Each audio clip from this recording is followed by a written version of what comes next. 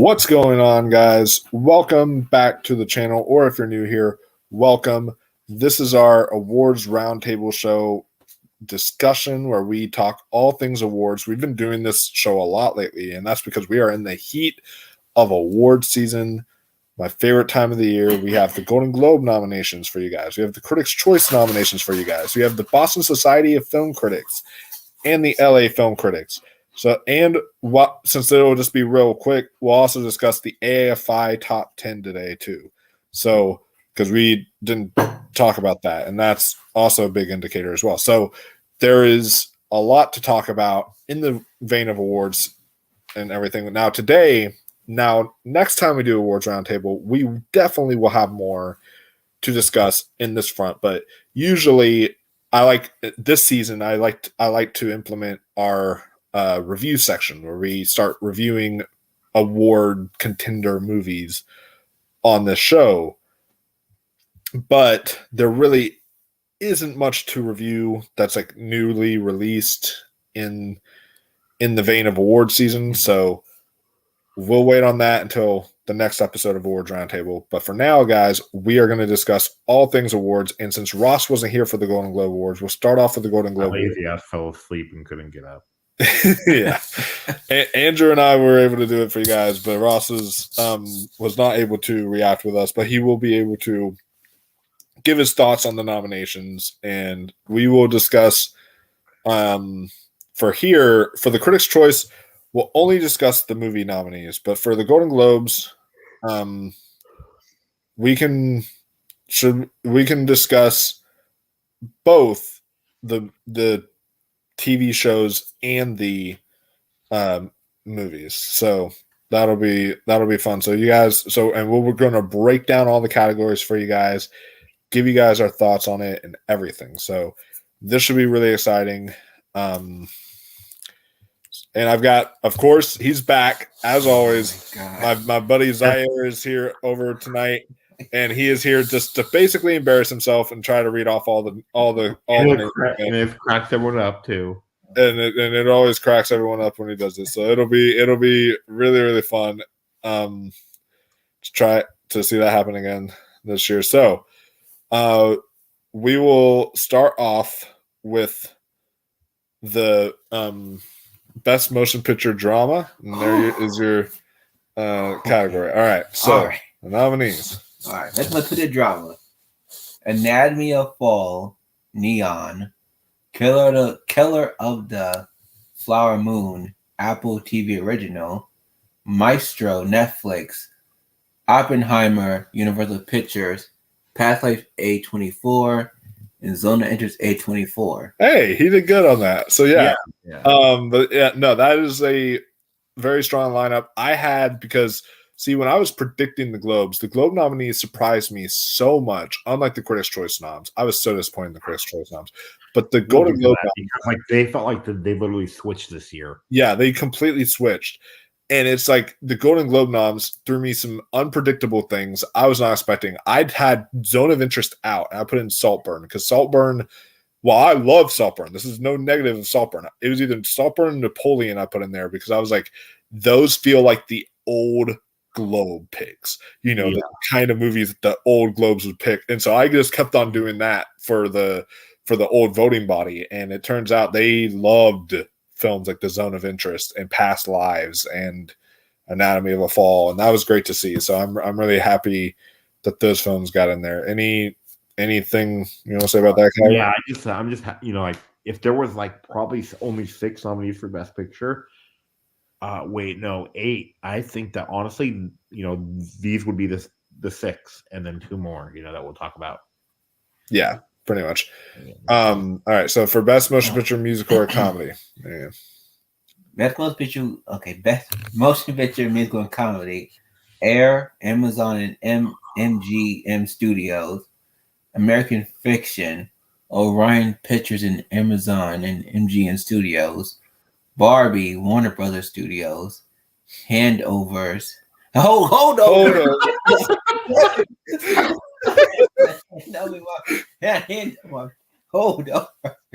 Holdovers, Focus Features, May December, Netflix, And poor things search like pictures. Oh my god. I could actually though the handovers would not be a bad title for it either though.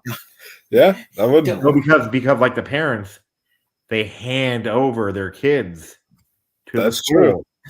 That's true. So I mean, hey, I'll still give him that one. And this category to me was honestly very first off, we have to talk about the big omission here. No color purple. You know, that's something that is kind of big because people thought it's a musical, so the color purple is going to get in, but apparently it missed, and Air gets in. What do we think about that? Air is a movie I like.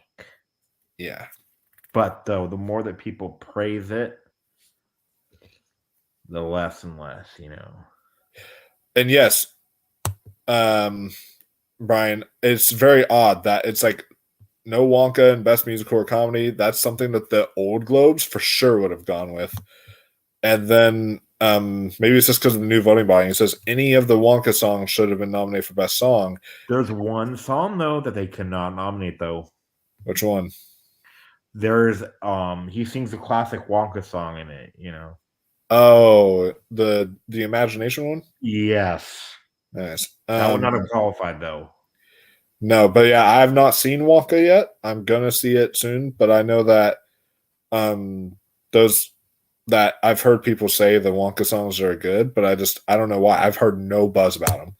It's just I didn't even know it was a musical. That's how much buzz I've heard. I didn't even know it was a musical until recently. So, and the trailers hide it too. Yeah, I noticed they've been doing that a lot more, like the Color Purple trailer. True. Yeah, the Color Purple. And one thing I didn't get to is it was the same way with the Mean Girls movie coming out. Like I'm so excited for the Mean Girls musical, but whenever the Mean Girls musical trailer came out, they were playing a Olivia Rodrigo song, and I was like, "Why are you playing an Olivia Rodrigo song in a trailer if it's a musical? Play one of the songs from the Mean Girls musical." There's a lot of songs you could play from that, so it's odd. I don't know what that is. I don't get it why they're doing that now. Yeah. I guess to try to surprise the audience who's not familiar with them, but yeah, I love that May December is in here. May December has been rising, and that's one of my favorite movies of the year. And now here's the thing I do want to talk to you about, because I've heard some backlash, them saying, "Oh, that's a little bit of the old Globes coming out, saying like it's not a comedy." Now, when I watched it with my in a different setting. I watched it in a packed theater at the film festival. When I watched it that way, they were laughing their asses off at certain parts, and they were just like having a ball with it. And so to me, because of my experience with it, I consider it sort of a dark satire comedy is how I consider it. I consider it like almost like a dramatic, comedy, a drama, but with like really funny parts, like the score. The score is what made me laugh throughout it. Yeah, how over the top it was, but it's still a great score. But and like Julianne Moore has so many funny lines where she's like opens the fridge and she's like, "We're all out of hot dogs," and it's like, and then like a few other things like where they make you like the scene where she's like crying at one point over the pies. Like I died laughing at that because it's just so melodramatic. Have you seen it, Zaire? No, he hasn't seen it yet. But oh my gosh! But I think he plays a creep in it. Really like it. Yeah, it was.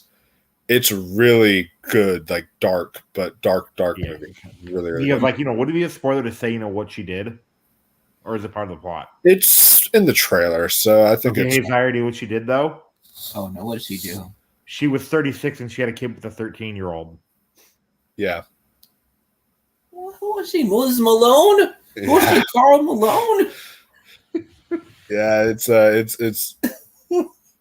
pretty bad. And now you don't have to read what's in parentheses, by the way. Just let you know that. But we can move on to. I'm gonna say something though. Do where we should really call that one though? What? The Barbie Award. We should. Also, I would love to see the holdovers win that category personally, because it would be my vote. I haven't seen Poor Things yet though, but or American Fiction.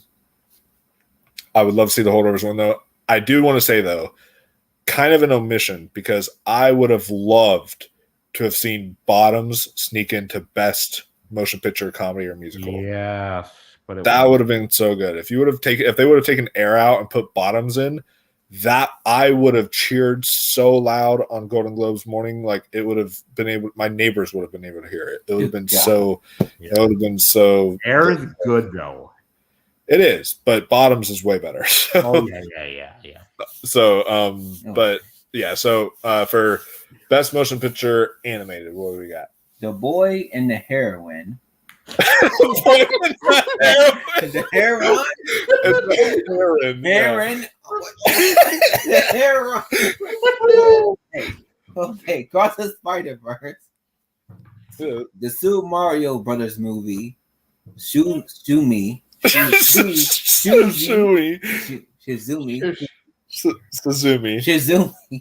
And Wish. Yeah. Which I heard Wish is not that great. Yeah.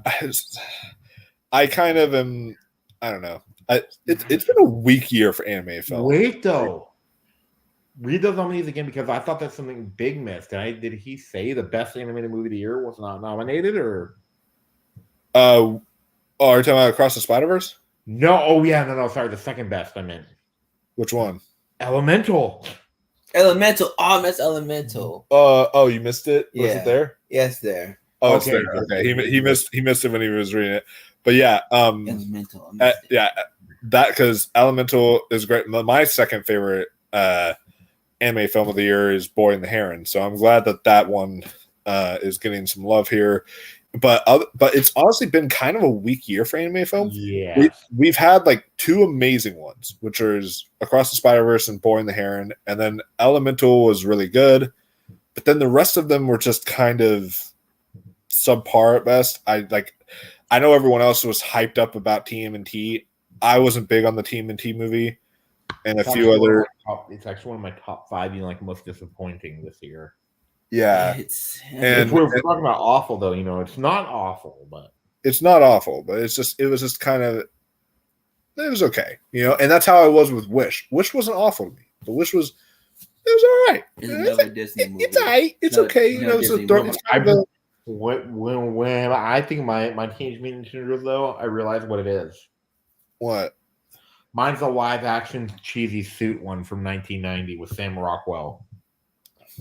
Oh, dude, I totally forgot Sam Rockwell was in that until I rewatched it recently. He was in there? It was so good. Yeah, yes. Young Sam Rockwell is in the original 90s TMNT, and it's like, Blinky missed I almost forgot. But yeah, Brian Nussbaum says, surprise, no TMNT Mutant Mayhem. Yeah. It's not that really good. I mean, it's I would have taken out Wish, and I would have put in TMNT. But TMNT still would not have gotten the win for me. It was just kind of okay. But overall, there's really no other complaints in this category. Like, there's some films I want to see I haven't seen yet, like The Peasants. I know The Peasants I heard is really good. That's from the creators of the Loving Vincent. And that was one of my favorite movies that year, so I assume that one's great. Suzumi, I still need to see. I haven't seen that yet. That's going to be on my list. It's an anime. I need to see that as well. So, once I get around to all that, I'll be more caught up. But let's get to the dumb category, the Cinematic and Box Office Achievement Award, which is dumb because, first off, before you read that category, it's dumb to me because they've already nominated Oppenheimer and Barbie in several categories. The two biggest movies of the year, the two biggest box office movies of the year, and Super Mario Bros. Got a lot of nominations too. So you're already going to appeal that mass audience in. You don't need this category. It's so pointless. They just made this too. And I'm going to make a criticism of this category after he reads them off. But I know what it is too. Yeah. Yeah. We have Barbie. We have Guardians of the Galaxy, John Wick Chapter 4, Mission Impossible, Dead. Oh, my bad. Dead. That Rogue Nation is a Mission Impossible movie, but it's not Rogue Nation. It's Dead Reckoning. Dead Reckoning, Part 1. Oppenheimer, Spider-Man Across the Spider-Verse, Super Mario Brothers, and Taylor Swift Eras Tour. Yeah. Oh, God. Yeah, Who I mean, put this list together? It made. I know that list is stupid. That's the old Globes coming out. That list was stupid, and the Eras Tour it made money. But here's the thing I want to complain about right now. So it's a best box office category. Why the fuck is Mission Impossible in there? Mission Impossible didn't do that well. And I do not care what you guys have to say politically against the film. Like, that's your own opinions, whatever. But if you're talking about what were the box office achievements of the year, you're putting Sound of Freedom in there. Yes. And plus, like, guess what, though, too? Do what this guy pointed out, though, too? What? Don't worry, not getting political at all. Objectively, it made more than Indiana Jones and then Dead Reckoning. It made more than an Indiana Jones movie and the Mission Impossible movie. Exactly. It made more than Mission Impossible. So I don't get it. Why it was here. And if you're against nominating that, fine, whatever. Nominate Talk to Me. That made so much money at the box office. It became like the highest grossing A24 film. So why is Talk to Me not here? So like it's just that I don't get the category, and there's no purpose in it. But then you put Taylor Swift Eras Tour. It's like the concept. And then find it. If you want to put in Taylor Swift Eras Tour, take down which one you should put in, the Beyonce one. Do you know why? Why? That has concert footage, right? Yeah. But then it takes you behind the scenes and it shows you how she did it. That's true. That's more of a movie than that one, isn't it? It's more of a movie than that one, yeah. And I mean, to be fair, they didn't put it, but like that's the thing, is it's not technically it's a category for. They should have said best box office category, because it's like I'm just confused now with the cinematic and box office achievement. Like, are we talking cinema here, or do you just have to be a box office event? Like, what are we talking here? I don't know. I'm so confused at this category. It makes no sense. And yes, exactly, Brian. It's Dead Reckoning Part 1 underperformed in the box office. So I have no idea why it's here. You should have put in Sound of Freedom or Talk to Me. That's the way I look at it. Those movies. Like, I gotta look up Talk to Me box office. I know that it wasn't that well. It was kind of. I mean, it made good money, but for the budget, I mean, it made a lot.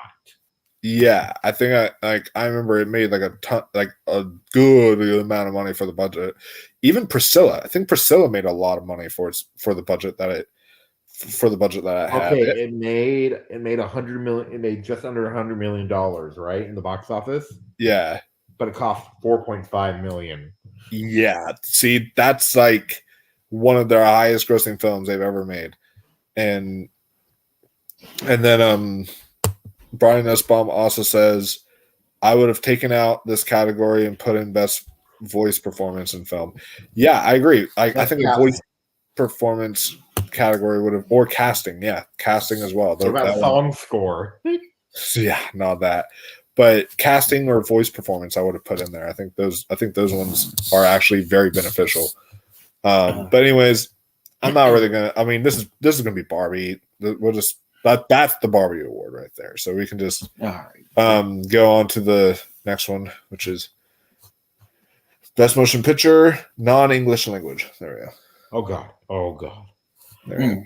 This one I hated too. Anatomy of Fall, French, Fallen Leaves, Finland. Mm-hmm. Italian. So okay. Io Capitano. Io Captain? Io Capitano. It's Italian. Past Lives, USA. Society of the Snow, Spain. And the Zone of Interest, the UK/USA. Yeah, so this category to me, was going pretty good until there was one film that was mentioned, and it's not a knock on the film. It's one of my favorite films of the year. It's in my top 3 of the year right now, and that is Past Lives. USA. It literally says USA. Why is this in international feature? It's the same thing that they did with Minari. They put Minari in international feature just because it had some like dialogue that wasn't. I felt like it's something else too, but I'm afraid to say though. What? It's the Asian cast. Yeah, I think it was that too. They just saw the Asian cast and they just saw that they were speaking in like an Asian language, and they were just like, and they were like, oh, okay, then that means it's gonna be international. And so, no, that's not the case, guys. Yeah, and Zaire, you would love Past Lives. Yeah, it's a very beautiful movie, for sure. If you ever want to talk to Ross, he can let you borrow anything to watch it, but Past Lives is excellent. So I do want to say I've not seen Society of the Snow yet. I am interested in that one. Io Capitone, I have not seen that one either, but Fallen Leaves I have seen. That one's really fun and good. Of course, I love Anatomy of a Fall. Anatomy of a Fall is another one that, I'll allow that because that movie was from France and it's still technically like 57% in French. Like, so it's 57% spoken in French. So that's still over half. So and Zone of Interest too. Zone of Interest. Yeah. It's all in German. Pretty much. Yeah. So those ones I'll pretty much, I can definitely let slide, but Past Lives, I facepalmed at that. I was like, okay, come on now. What are we doing? But I do love the Past Lives love that they've given here at this. Yes. This movie, it's excellent, but it's like, yeah. Past Lives is going to win it. I do. Is going to win that category? Yeah. Is it? Ooh, I think that or Anatomy of a Fall. I could see Anatomy of a Fall taking it. I don't know. Like if they hear the backlash, maybe they'll vote Anatomy of a Fall. I don't know. But all right, so we have Best Performance by Male Actor in a Motion Picture Drama. Bradley Cooper and Mr. Vokonoda. I said it's Bradley Cooper. I said movie before, didn't I? So what? Maestro. Okay, Bradley Cooper, Maestro. Okay. Leonardo DiCaprio in Killers of the Flower Moon. Coleman Domingo. Hey. Coleman Domingo. Hey, everybody. Preston. Hey. Barry Keoghan. Saltburn. Charlie Murphy. I mean, Killian Murphy. Killian Murphy. Killian Murphy. Oppenheimer. Andrew Scott and all of us strangers. Yes, and so the ones that one went almost pretty much as we expected. However, the biggest surprise here was Barry Keoghan. I was so excited when they announced Barry Keoghan in Saltburn. I was like, okay, that's an excellent pick. I am not mad at that at all. Who's missing here? And is there anyone missing really, or is that just like Bradley Cooper, Leonardo DiCaprio? Except for I feel like are we talking about the Globes right now? Yeah, we are.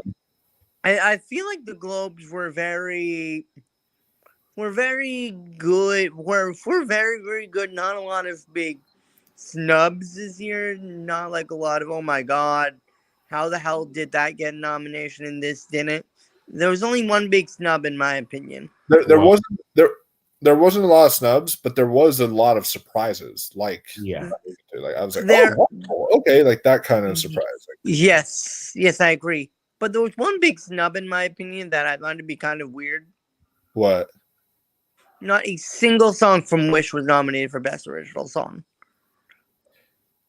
Yeah, I feel like well, that was the only. To be honest, there's only that's kind of weird, you know. To be honest, there's only one song I like in that entire movie. Yeah, That's this wish. That's the only song I like in that entire movie. But I thought they were he going to said- nominate that. I didn't think it was going to win, but I thought, hey, it's a Disney movie. Disney songs usually are pretty good for getting nominations, if not wins. Sure. When you said Charlie Murphy, though, do what I was thinking? but I was like, didn't he die? Yeah, he did. yeah, he did. You knew who that was? He wasn't he another actor? Eddie Murphy's brother. Yeah. Eddie Murphy's brother. And Wow. look, they look like they could have been twins. Oh my goodness, you're right. Jeez, that's insane. But yeah, no, for me that was a great add in for was Barry Keoghan, who you've seen in like Banshees of Inisherin, but Yeah, do you remember like the slower guy? And like he was also in the Batman, he played the Joker. yeah, that actor. And like he was also in the underrated Eternals. He was in Yeah. Turtles. And so yeah, this is overall a just pretty much as I expected, and I'm happy they all made it in. So and I think the one that's going to win that category, I think at the Globes, I think Bradley Cooper might win. That's just What my. about Leonardo DiCaprio though? For Best Actor? I don't know. I think for the Globes, it's between Killian and Bradley Cooper personally. What are the other nominees in the category again? Coleman Domingo. Coleman Domingo, Coleman Barry Domingo. Keoghan for Saltburn, and then Andrew Scott for All of Us Strangers, and Leonardo DiCaprio for Killers of the Flower Moon. So this is the drama category. Yeah, This so I was wondering if this was the comedy category. no, this is not. Wait though, I thought Saltburn was a comedy. I feel like it's in the vein of, how like May December is it's kind of a comedy yet kind of a dark movie at the same time. Yeah. Are you gonna see it, Andrew? I'm gonna watch it when it's on streaming the 22nd. Cause I do want to watch it, especially after some of the other movies that I watched. Especially after some of the other movies that I watched.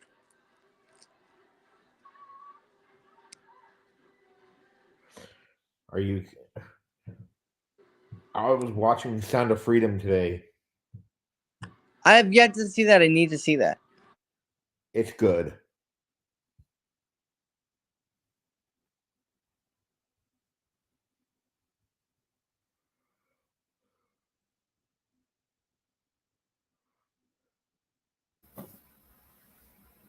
All right, I am back. So we have Everything good now, or it is. There may have to be once we're done with all the Globe noms, I'll probably come take a break, do something real quick upstairs, and then just we'll get back to talking some award stuff here. But for now, we can keep on going. So for best performance by female actor in a motion picture drama. wait, Mike. Though, like I was asking you something though. Like I thought Saltburn was a comedy.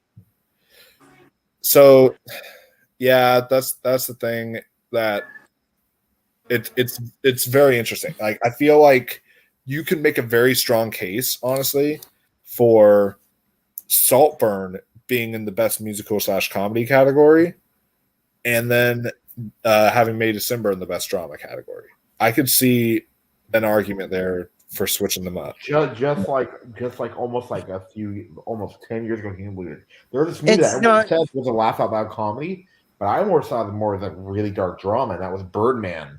Yeah, and I will say, like, they acknowledge it too, because I would relate Saltburn to a film like Beau is Afraid this year, where it's a comedy, but it's like a messed up.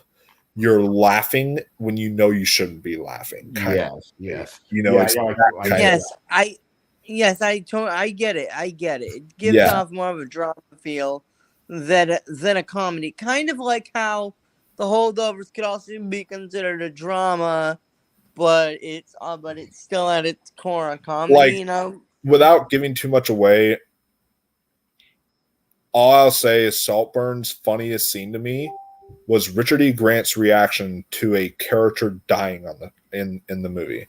When the way he reacts to a character dying in the movie, I was dead. I was laughing so hard, and I was like, "Why am I laughing at him reacting to this person dying?" Like, it's just. Is this like an intentional thing, or is it like oh my god, what is he doing? I feel like it was intentional because I was like, the tone of it, I was like, okay, this feels kind of like it was meant for you to laugh at, but it's like it's really clever.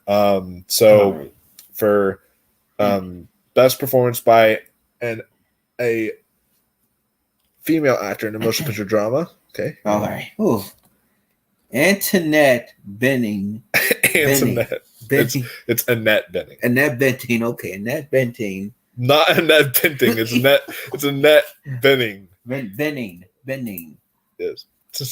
Movie not Nine. It's Naiad. Naiad. I feel like Michael, we need to give him that movie about food just so he can read the title of it. Yeah, I like tried to. Naiad. Okay. Lily okay. Gladstone. Gladstone. Okay, that's a Gladstone. Killed the Black Moon. Sandra. Oh no, she got 20. Sandra Hewler. Sandra Hewler. Yeah. Anatomy of Fall. Greta Lee, Past Lives. That's easy to say. Carrie Mulligan. Okay, Maestro. That's easy to say. And Kaylee Spaney. Oh, she puts T on hers. Okay. Yeah. Okay. And can I just best female actor? What's she in? Oh, Priscilla. Okay, my man. Can I just say I just watched Past Lives recently, and it is by far my favorite movie of the year. Like, oh yeah. Like, I think this year could possibly be the hardest top 3 that I've ever had.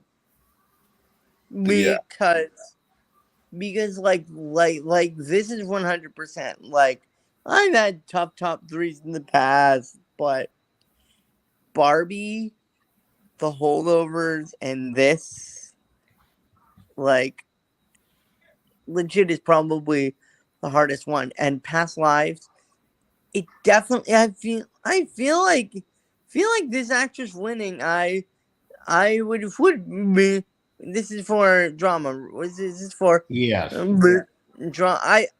love this actress, but I vote for the woman that played the Native American woman in Killers of the Flower Moon. I do want Carrie Mulligan though to finally get her time, but yeah, I think that would be nice, but I think this is Lily Gladstone in the bag. I think she's just been. In fact, she won for The Unknown Country, which, by the way, fantastic movie. I've been watching it on Movie today, and it's probably the most subtle film of the year. Like, is she good in it? She's very good, and it's literally just. It reminds me a lot of Nomadland. It's almost documentary-esque, where it's like this woman is grieving. It's just on the road traveling. She's bumping into all these different characters, and you're getting almost a in the window perspective at their lives, and it's just very, very documentary like, but it's so subtle, it's so raw and beautiful. So very good movie, The Unknown Country. And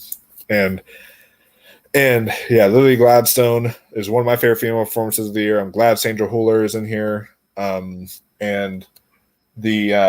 I'm really glad Kaylee Spaney is in there. I don't know if that's gonna play that way at the Oscars. I hope it does. But again, she's, as far as performances go, that's maybe one of the most subtle performances of the whole year. Like, I think so. Do you know who I think there's like actually 3 performances batting out for 5th place in the Oscars this year. I think so, especially in Best Actress, because Best Actress. Do you know who I think it is though for Best Actress? Probably Natalie Portman is one of them. No, I don't. Oh, okay. Annette Bening. Uh-huh. Kaylee Spaney. Yeah. Margot Robbie. Yeah. I think you're right. And I think Margot Robbie gets in. I think she does because I think Margot Robbie's going to get the SAG, and I think she's going to get the and she has the Critics' Choice, and I think that'll be enough to get her in.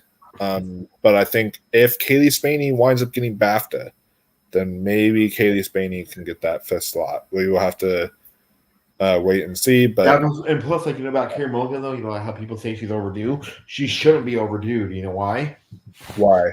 She should have won for Promising Young Woman.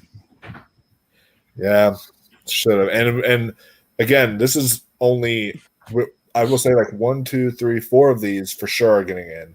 Carey Mulligan, Greta Lee, Sandra Huller, and Lily Gladstone. I think those ones are like shoo-ins now. And then Emma Stone also. Emma Stone, though, she's in the comedy category at the Globes, but I think she will be definitely. Then it could be Emma Stone, Lily Gladstone, Carey Mulligan.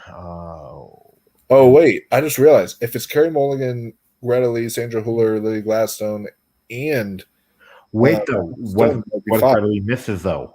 What if Greta Lee misses? She could, because it's a very subtle performance. So we'll have to see. I think Greta Lee is on the chopping block. She's the one out of all of them that's on the chopping block for either Kaylee Spaney, Annette Bening, or Margot Robbie. I could see something like that happening. But I don't think Sandra Huller is going to miss, because I think she's going to get in because she has the biggest Oscar clip of all of them. She could also be a double nominee too. Yeah, so here's the real question. Yeah. This person wasn't nominated for the Globe, but Ross. Yeah. Do you think there's a good chance that America Ferrera gets in for Best Supporting Actress? Maybe. Yeah. And I was telling Andrew that even though I have my issues with Barbie, like, I gotta say, American Ferrera was. I honestly like her performance in Barbie more than like Emily Blunt's performance in Oppenheimer. And I think that it's like, if you were to give me Emily Blunt or American Ferrera, I would nominate American Ferrera over Emily Blunt. Yeah, but she's my second biggest surprise performance of the year. Guess who's first? Who? That little girl from Are You There, God? It's Me, Margaret.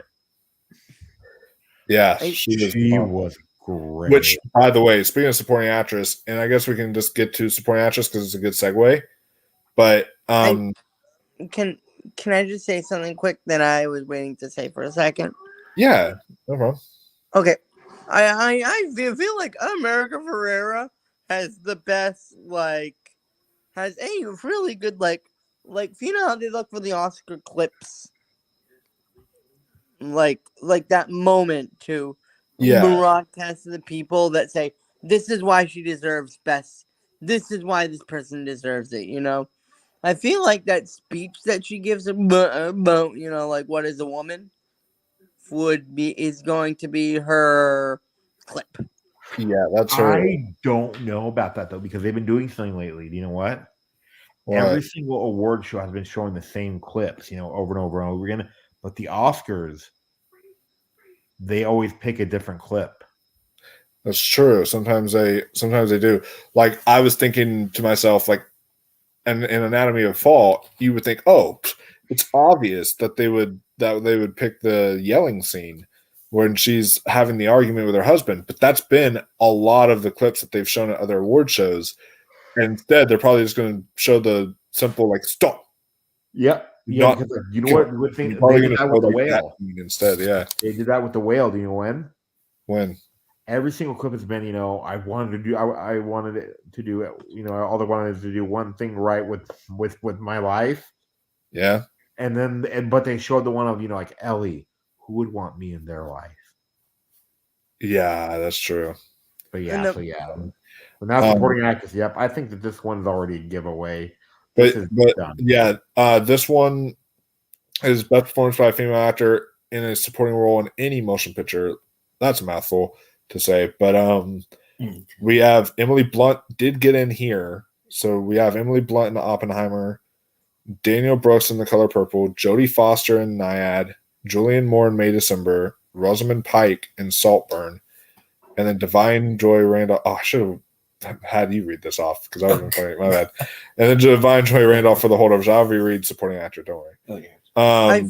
But I feel like Divine Joy Randolph is like the who I'd put like hands down. She is the person who I would have as the winner in this category. yeah, I think she is gonna take this one in the bag for sure. However, do not underestimate Jodie Foster. And the reason I say that is the Golden Globes awarded her Best Actress for the Mauritanian. Did anyone else other than me watch the Mauritanian? No, they did not. And I would love it. And yet Jodie Foster won for that movie at the Golden Globes. So the Golden Globes love Jodie Foster. So Yeah. like I would not be disappointed if that movie won because that is a movie that I saw that I feel deserves a lot more love.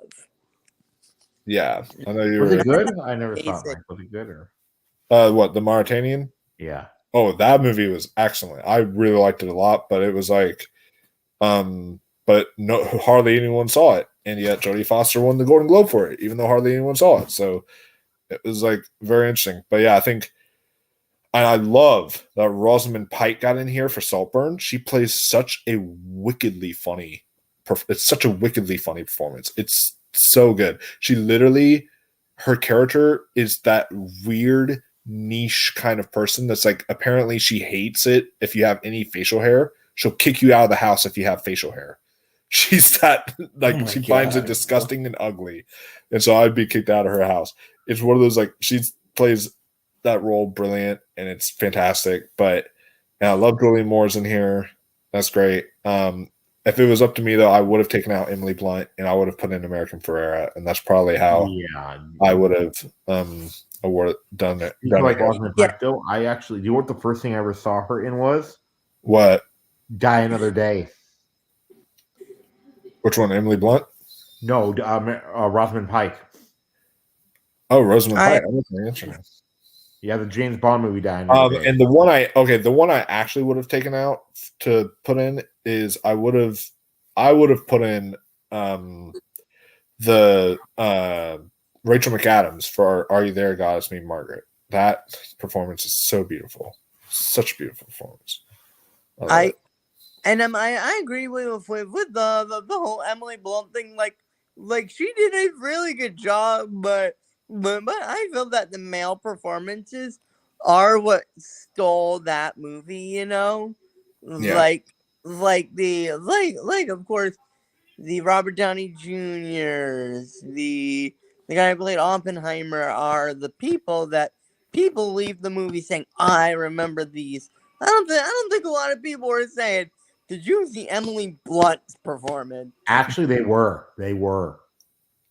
Really? And so here's this one: best performance by a male actor in a supporting role in any motion picture. William Dafoe, Poor Things, Robert De Niro, Kills of the Flower Moon, Robert Downey Jr., Oppenheimer, Ryan Gosling, Barbie, Charles Melton, May December, and Mark Ruffalo, Poor Things.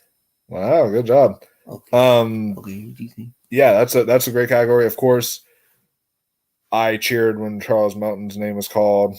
That's the best supporting performance I've seen all year. I would love for him to win it. I think he's been winning Critics' Choice. He's been winning Critics noms in Critic Awards a lot. So I think he could wind up winning this category. But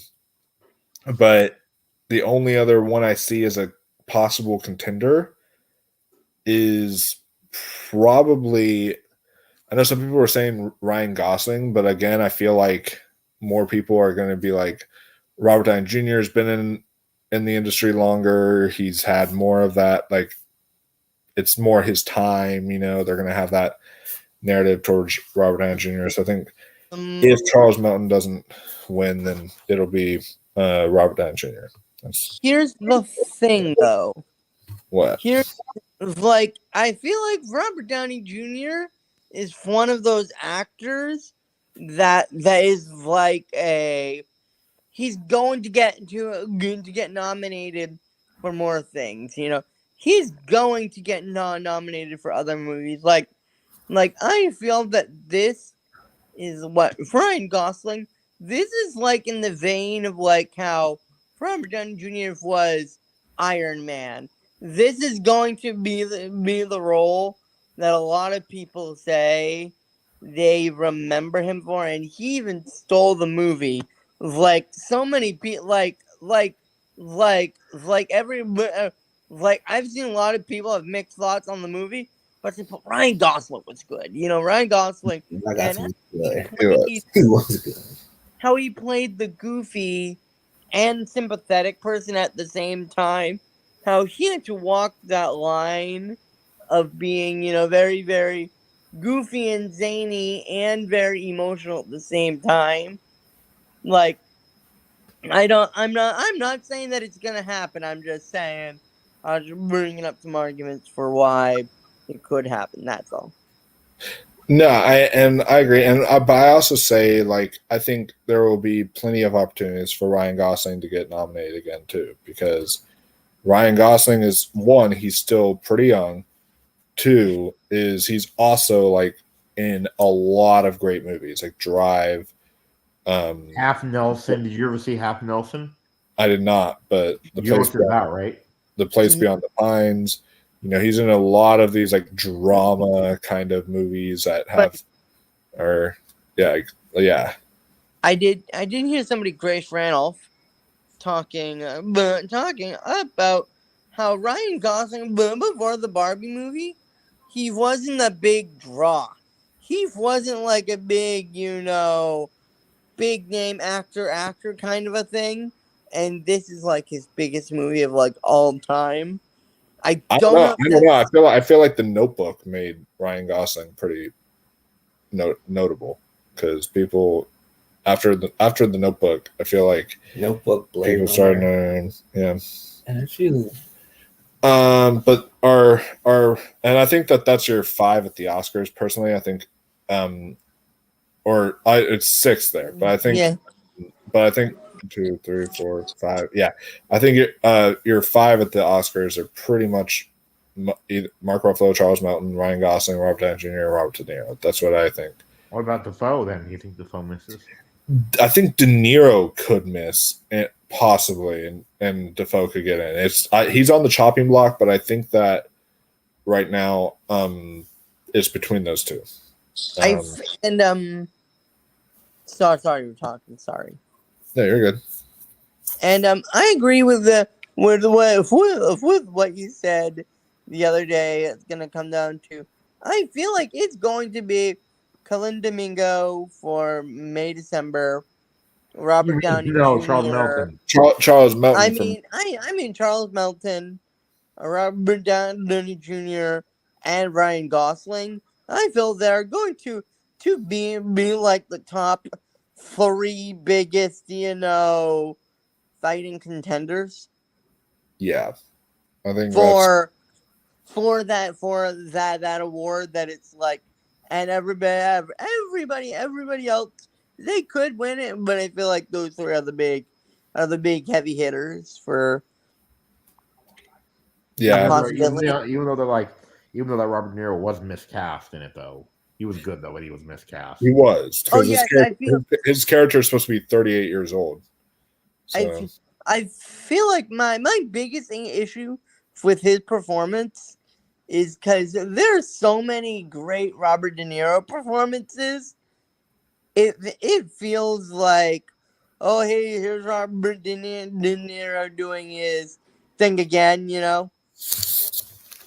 Yeah, I mean, for me, I feel like he at least played it different than he has his other roles in recent. Because he played this time, like in those other roles though, he was an evil guy who knew he was evil, and then he didn't care that you thought that he was evil. This one, he plays a guy who can hide his evilness very well. Pretty much. And so Now, for best Oh, okay. performance by male actor in a motion picture, musical, or comedy. All right. Nicolas Cage in Dream Scenario.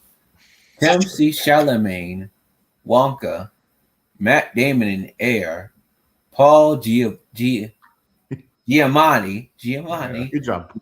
The Holdovers. Joaquin Phoenix and Beau is Afraid. And Jeffrey Wright in American Fiction. Oh, yes. See, Walking Phoenix and Beau is Afraid was maybe one of the loudest cheers for me because that was such an inspired pick, because that's in my top 5 performances of the year. Like, yes, and then that movie should be getting more love too. It should. It's Have so you seen good. Desire? Beau is Afraid. Beau is Afraid, bro.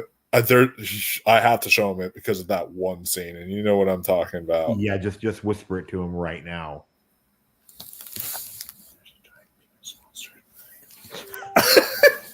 he's literally walking away. He's like getting. I don't told him that. Why? I don't know. I still need to see that movie. But I'm very happy that Beau is Afraid got the nomination. But I do feel that this category is the most clear as to what is going to happen. Like, Yeah, it's just a hand it to Paul Giamatti award. That's what it is. Yeah. It's yes. I don't see anyone. The only other person who has any competition with him is Jeffrey Wright, and Jeffrey Wright is always underrated. He is, but I think that this is easily Paul Giamatti's. Also, I just wanted to say, I love that Nicolas Cage from Dream Scenario. Yes. Hey, Andrew, do you know who Jeffrey Wright is? I've heard of I've heard of the name, and do you remember Casino Royale at all? Yes. Remember, the African American FBI agent, the one that befriends him in Casino Royale? That's Jeffrey Wright. Ooh, yeah. He also plays Gordon in the Batman. Yeah. I do like that, but I feel that this is Paul Giamatti's version of, you know how they have like the biggest box office hit of the year, and we're like, gee, we know what's gonna win this, I feel like this is like that, but with acting, it's like a gee, we know what's gonna win, just stop with the, ooh, who could win, we know that who just give it to Paul Giamatti. Yeah, I think that is definitely his in the bag. And Mike thinks Paul Giamatti can actually win the Oscar. Mike actually thinks he can. I think he could win the Oscar. I have him as my number 1 right now, just because of he's a legend in the game. He's overdue. Like, the overdue narrative plays so much into awards voting, so that's why I think that Giamatti could win. And then we have best performance by a female actor in a motion picture, musical, or comedy. Okay. Fantasia Barrino. Fantasia. Oh my God! Zaire, you'll love Fantasia Barrino because she was on American Idol, right? I remember. The first thing she said was when she auditioned. What? She says, "I've got big lips, but my voice is bigger." Oh yeah. Yeah, she's awesome. I can't wait to see The Color Purple. The Color Purple. Jennifer Lawrence. The original. Yeah. Natalie Portman in May, December. Oh Lord. Oh Lord. Here you go. Whew. All right. Okay. Alama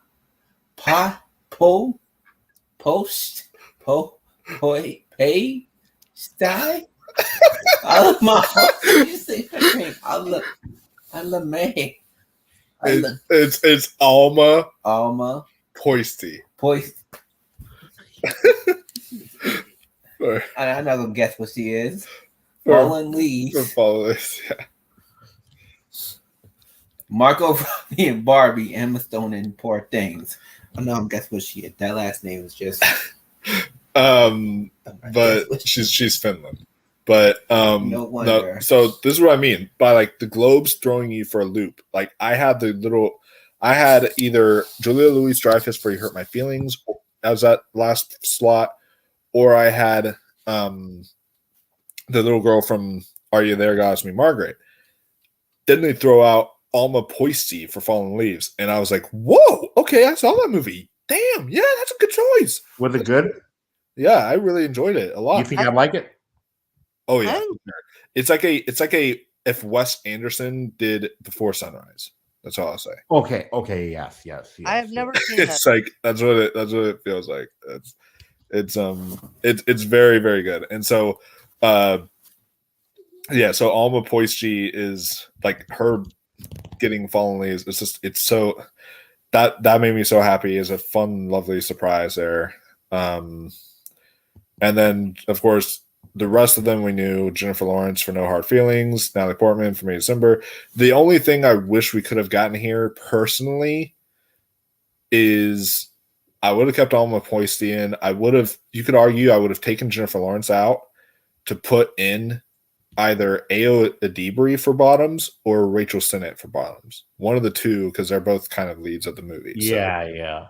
I'm very happy with Jennifer Lawrence because I felt like No Hard Feelings was the best, was the funniest all around like R-rated comedy of the year. The year where we had the trilogy of R-rated comedies we had. It's not a trilogy because there's one that still exists called Bottoms. That is the funniest. It's just comedy of the year. Number 1 and 2. I am always flipping back and forth between Bottoms and Strays. Yeah, Strays is funny too. I'm not gonna lie, but Bottoms. Strays, I felt like it was okay. But yeah, but I bought Bottoms on Amazon Prime, so if you want to watch it, Andrew, just reach out to me. You just reach out to me after, because I am 100% in for watching it. So I am. Yeah, because that's my personal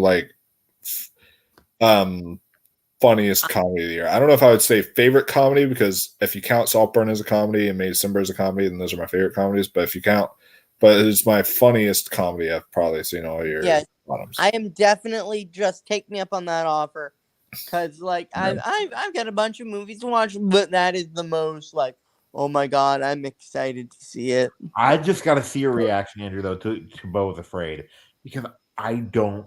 He's not gonna like it, but I'm very interested to hear his thoughts on it. That's just watch me put it as my favorite movie of the year. No, that's not gonna happen. No. You might be able to say it's in the top 10, but it's not gonna be your favorite movie there.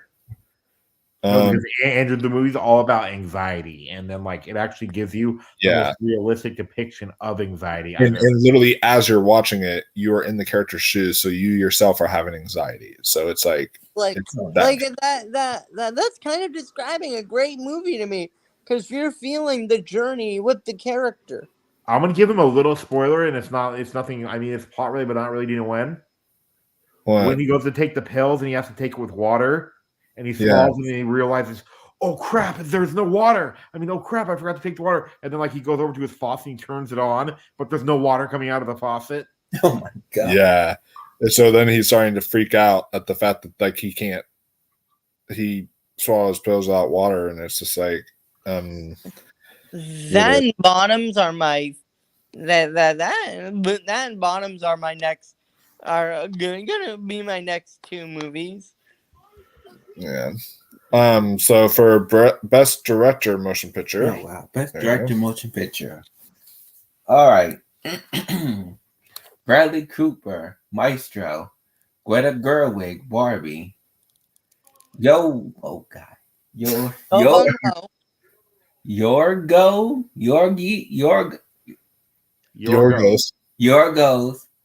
Lanthimos. Yep.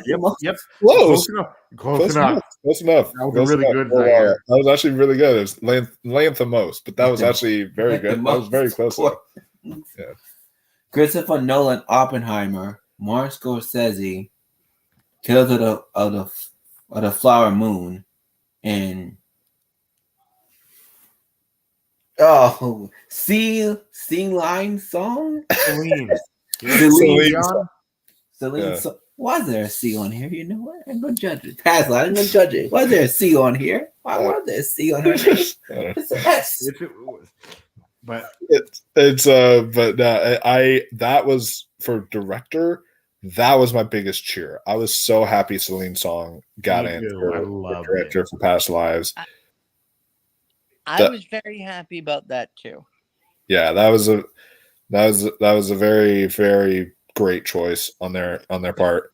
But when you're talking about it being somebody's time, you know, and we've been saying that a lot,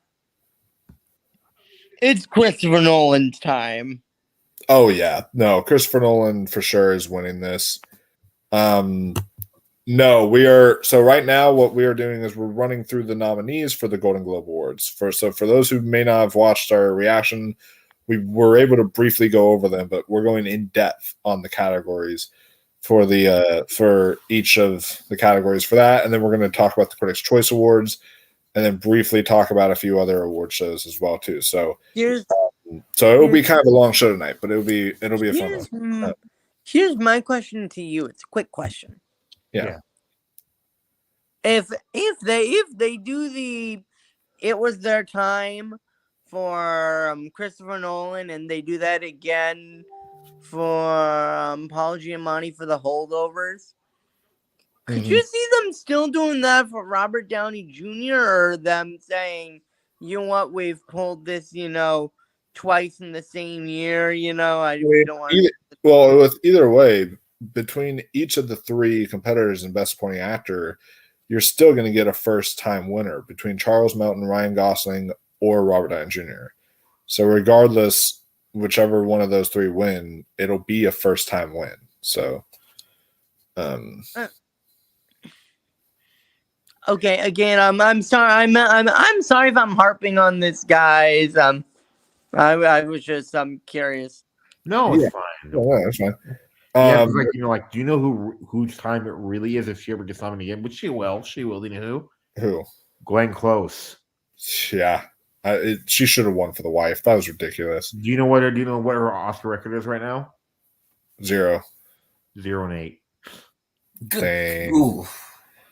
I feel like she's going to do a movie. She's probably the best actress the next without. Few years. She's probably the best actress without an Oscar on her mantle, honestly. So, yeah. And then for Best Director, or we already did Best Director Motion Picture, so Best Screenplay Motion Picture. Ooh. Here we go. Best Screenplay Motion Picture. Okay. Greta Gerwig, Noah. Oh my God. Baumbach.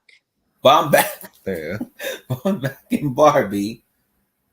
Tony McNora. Nanora.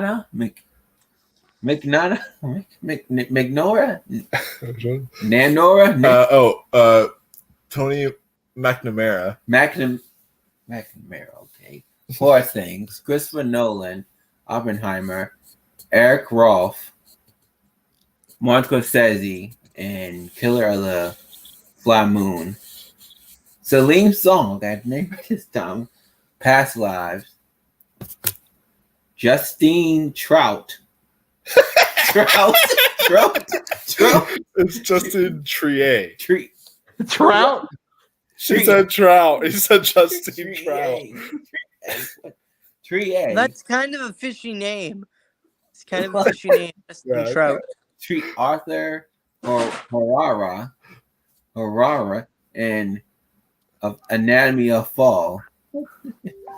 Oh yeah. So for this is such a good category. Like all these are awesome. I'm so happy Celine Song got in for Past Lives here. I'm especially happy that Justine Triet and Arthur Harari made it for Anatomy of a Fall. That script is superb. This is such a good category. I think, of course, for Best Screenplay, though, I think it could actually go to Celine Song. I think Celine Song will win for this one for Best Screenplay. So that would be deserved. Yeah, I think it would be deserved. Yes. And then for best original song, Oh wow. uh, Original song, yeah. okay. All right, best original song. Addicted to Romance. She Comes to Me. Music and lyric by Bruce Springsteen. The Dance the Night, Barbie, lyrics by Mark Ronson and Andrew Wyatt and Dua Lipa and Caroline Allen. I'm Just Ken. That's 2 nominations. Jesus, 2. No, wait. Oh, just wait. Yeah. I'm Let's Just wait Ken. until we get to the Critics' Choice, Zaire. Barbie. Peaches by Mario. Peaches, Super Mario Bros. Jack Black. Oh. Spiker. Road to Freedom. I don't know. Road to Freedom by Lenny Kravitz. Ooh. Yeah. Another one. Another one for Barbie. 3 Barbie songs in there. What was I made for Barbie? Like by Billie Eilish and Phineas. Yeah. It is a this is definitely talk about the Barbie Let's go to Award. Barbie. This is going to be the Barbie Come on, Award man. right here. And also Addicted to Romance. That was one of those ones where they announced that and I was like, "Oh?" But I listened to the song and I was like, "Oh yeah, that's a good song. I like it. It's not bad." But I totally agree. It comes down to, I think it's going to come down to what it was made for versus I'm Just Ken. I don't be surprised, though. Don't be Barbie had surprised if many they pull the songs. surprise winner. what? Yeah, I was going to say, what if all the Barbie songs, because there's 3, what if all the Barbie songs cancel each other out, and then we end up getting a Peaches win? Yes, yeah, because like like, did you want? I think that could actually happen. You know why? Why? Vote splitting. Yeah, Because like okay, like let's say somebody loves Barbie, right? Let's say people love Barbie, but they each like a different song, and they vote for it. Versus like I'm Just Ken, that would have won because like that would be the only Barbie song, but there's 3, so there's 3 times of a chance of it vote splitting. and apparently the Oscars have the rule where they don't allow up to 3 song nominations. So there's only allowed to be 2 song nominations. So that means either Dance the Night or What Was I Made For is going to have to be off the charts and eliminated when it comes You know to which the one I album. think will be? Which one? Dance Tonight. Yes, totally agree. However, though, Totally. however, what The other 2 are just too instrumental to the movie. That are just too like are just the core of the movie. Where Dancing Night Away is just like a good. Oh, hey, this is a good dance song. Wait though, I still think they will perform Dance Tonight, though. I think that would be like the opening of the Oscars. I think. yes. Still... Oh wait though, I got a question about that too. What? Okay, like what? Oh, never mind. Okay, like, do you know what'll happen though? Like, what am I made for wins? What? Oh, Billie Eilish will have won 2 in 3 years. that's true because she won for James Bond. So that would be kind of crazy. But we shall see in that category. Now on to what is my favorite category, honestly, because every single one of these is fucking incredible. Okay. So this is the best. Oh, I forgot to mention earlier, by the way, no holdovers in screenplay. I did not like. Yeah, because that movie is all screenplay. It's all screenplay. It's fantastic, but All right. That's weird, like no holdovers. Yeah. Best original motion picture score. Best original score motion picture. Okay. Yeah. Justin Frederick, Poor Things, Ludwig, Lore Anson, Good job. Hey, yeah. Good job. Joe Hiroshi, Hey, the boy in the herring. Oh my God, Andrew. Andrew. Mika Levi. Earlier, when Zaire was trying to announce the boy in the heron, he said the boy in the heroin. That would have been a much different movie. That would have been a much. No, it wouldn't though. Actually, you know why? Why? What if they were to like make the bird into a heroine and not the heroine that you're thinking of? Do you know what it is? Oh, like the female Yeah. heroine. Yeah. That's true. Yeah, but how was it? I want to see it. Is it good? It's very good, but it's kind of hard to follow, and it's one of those movies that it's heavily. It is literally just metaphor. That's the movie. Just pretty metaphor. much. It's like it is like a lot. It reminds me the most of all of Miyazaki's works. It reminds me the most of Spirited Away. That's all I'll say. So, Okay, but yeah, let's. I've not seen a lot of Miyazaki's work. I've seen really nothing except for Kiki's Delivery Service. Oh my. oh, dude, you Yes. would love My Neighbor Totoro so much. You also love the Secret World of Arietti. Oh yeah, for sure. Would I like Spirited Away? Yeah, I Yeah. think you would. And Oh God. Monica Levi, zonal entrance, and Interest. Daniel Peter Punitin, Spider-Verse, Daniel Pemberton. Pemberton, Robert Robertson, Killers of the Flower Moon. Yeah, good job. Okay. So I have not listened to the Zone of Interest score. It's not online yet, so whenever I watch the movie, I'll know what the score is like. But I hear the score is haunting in that movie. Very excited for that. I love the score in The Boy and the Heron, so I'm glad that got in there. Of course, Robbie Robertson is going to. I think Robbie Robertson could win this category. I think it's one of those posthumous awards. I think they're going to honor him. And the score was great. The score was excellent because of Fireman. So I would think, yeah, it's great. But don't be surprised if Oppenheimer wins score. I can see that as well too. The score is great in there. So for television series, I can do the television series just so we can run through them fast. All right. For best television series drama, we have 1923, The Crown, The Diplomat, The Last of Us, The Morning Show, and Succession. I haven't seen any of those. So I don't know, Andrew, though. We love Succession. yeah, I don't think it's an Andrew show. no, it's not. But I think he would like The Last of Us, maybe. Maybe. Yeah, because we need more horror, you know. Yeah. So but yeah, of those two, obviously Succession. And then best television series, musical or comedy. Most of these, I've seen all of these actually. We have Abbott Elementary, Barry, The Bear, Jury Duty, Only Murders in the Building, and Ted Lasso. There should be, though, category fraud in two of those. I'm Yeah. 100% rooting for Only Murders in the Building.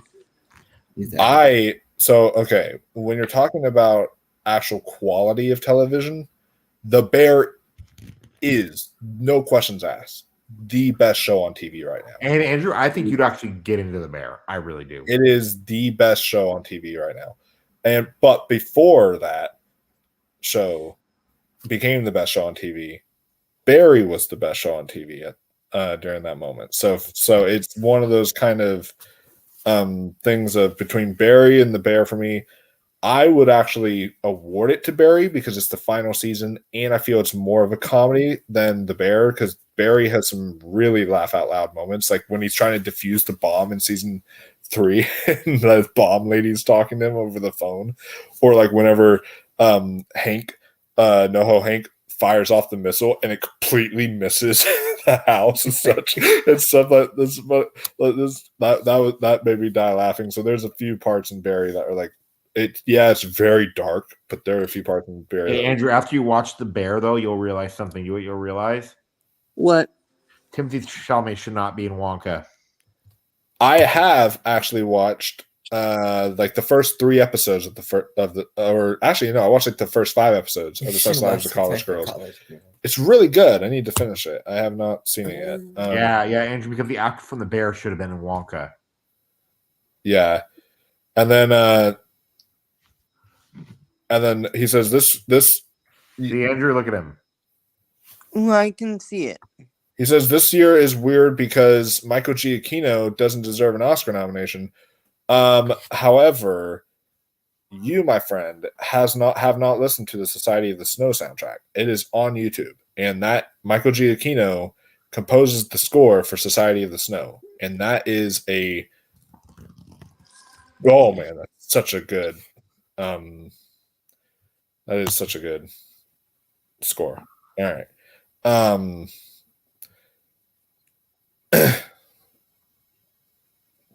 But then he says, oh yeah, it's really funny, but drama is also great. He also says you should never give a show an award because it's the final season. I can Depends. It depends, honestly. I think I think the show has never won anything. Then give it, like Better Call Saul. I feel like Better Call Saul would have been worthy of it if they would have done that. But best television limited series, anthology series, or motion picture made for television, we have All the Light We Cannot See, Beef, Daisy Jones and the Six, Fargo, which I need to catch up on. I've been finally getting back into Fargo again, and I need to finish that and catch up on it. And then we have Fellow Travelers, which I still need to see also, and Lessons in Chemistry. So the only one I've seen here is Beef, and then of course I need to catch up on Fargo, but and I do want to see Daisy Jones and the Six, All Light We Cannot See, a few of those other ones. So I'll probably binge some of those before the Globes start. So I've seen the first episode of that chemistry show, and it's quite good. Nice. I'll have to give that one a watch too at some point.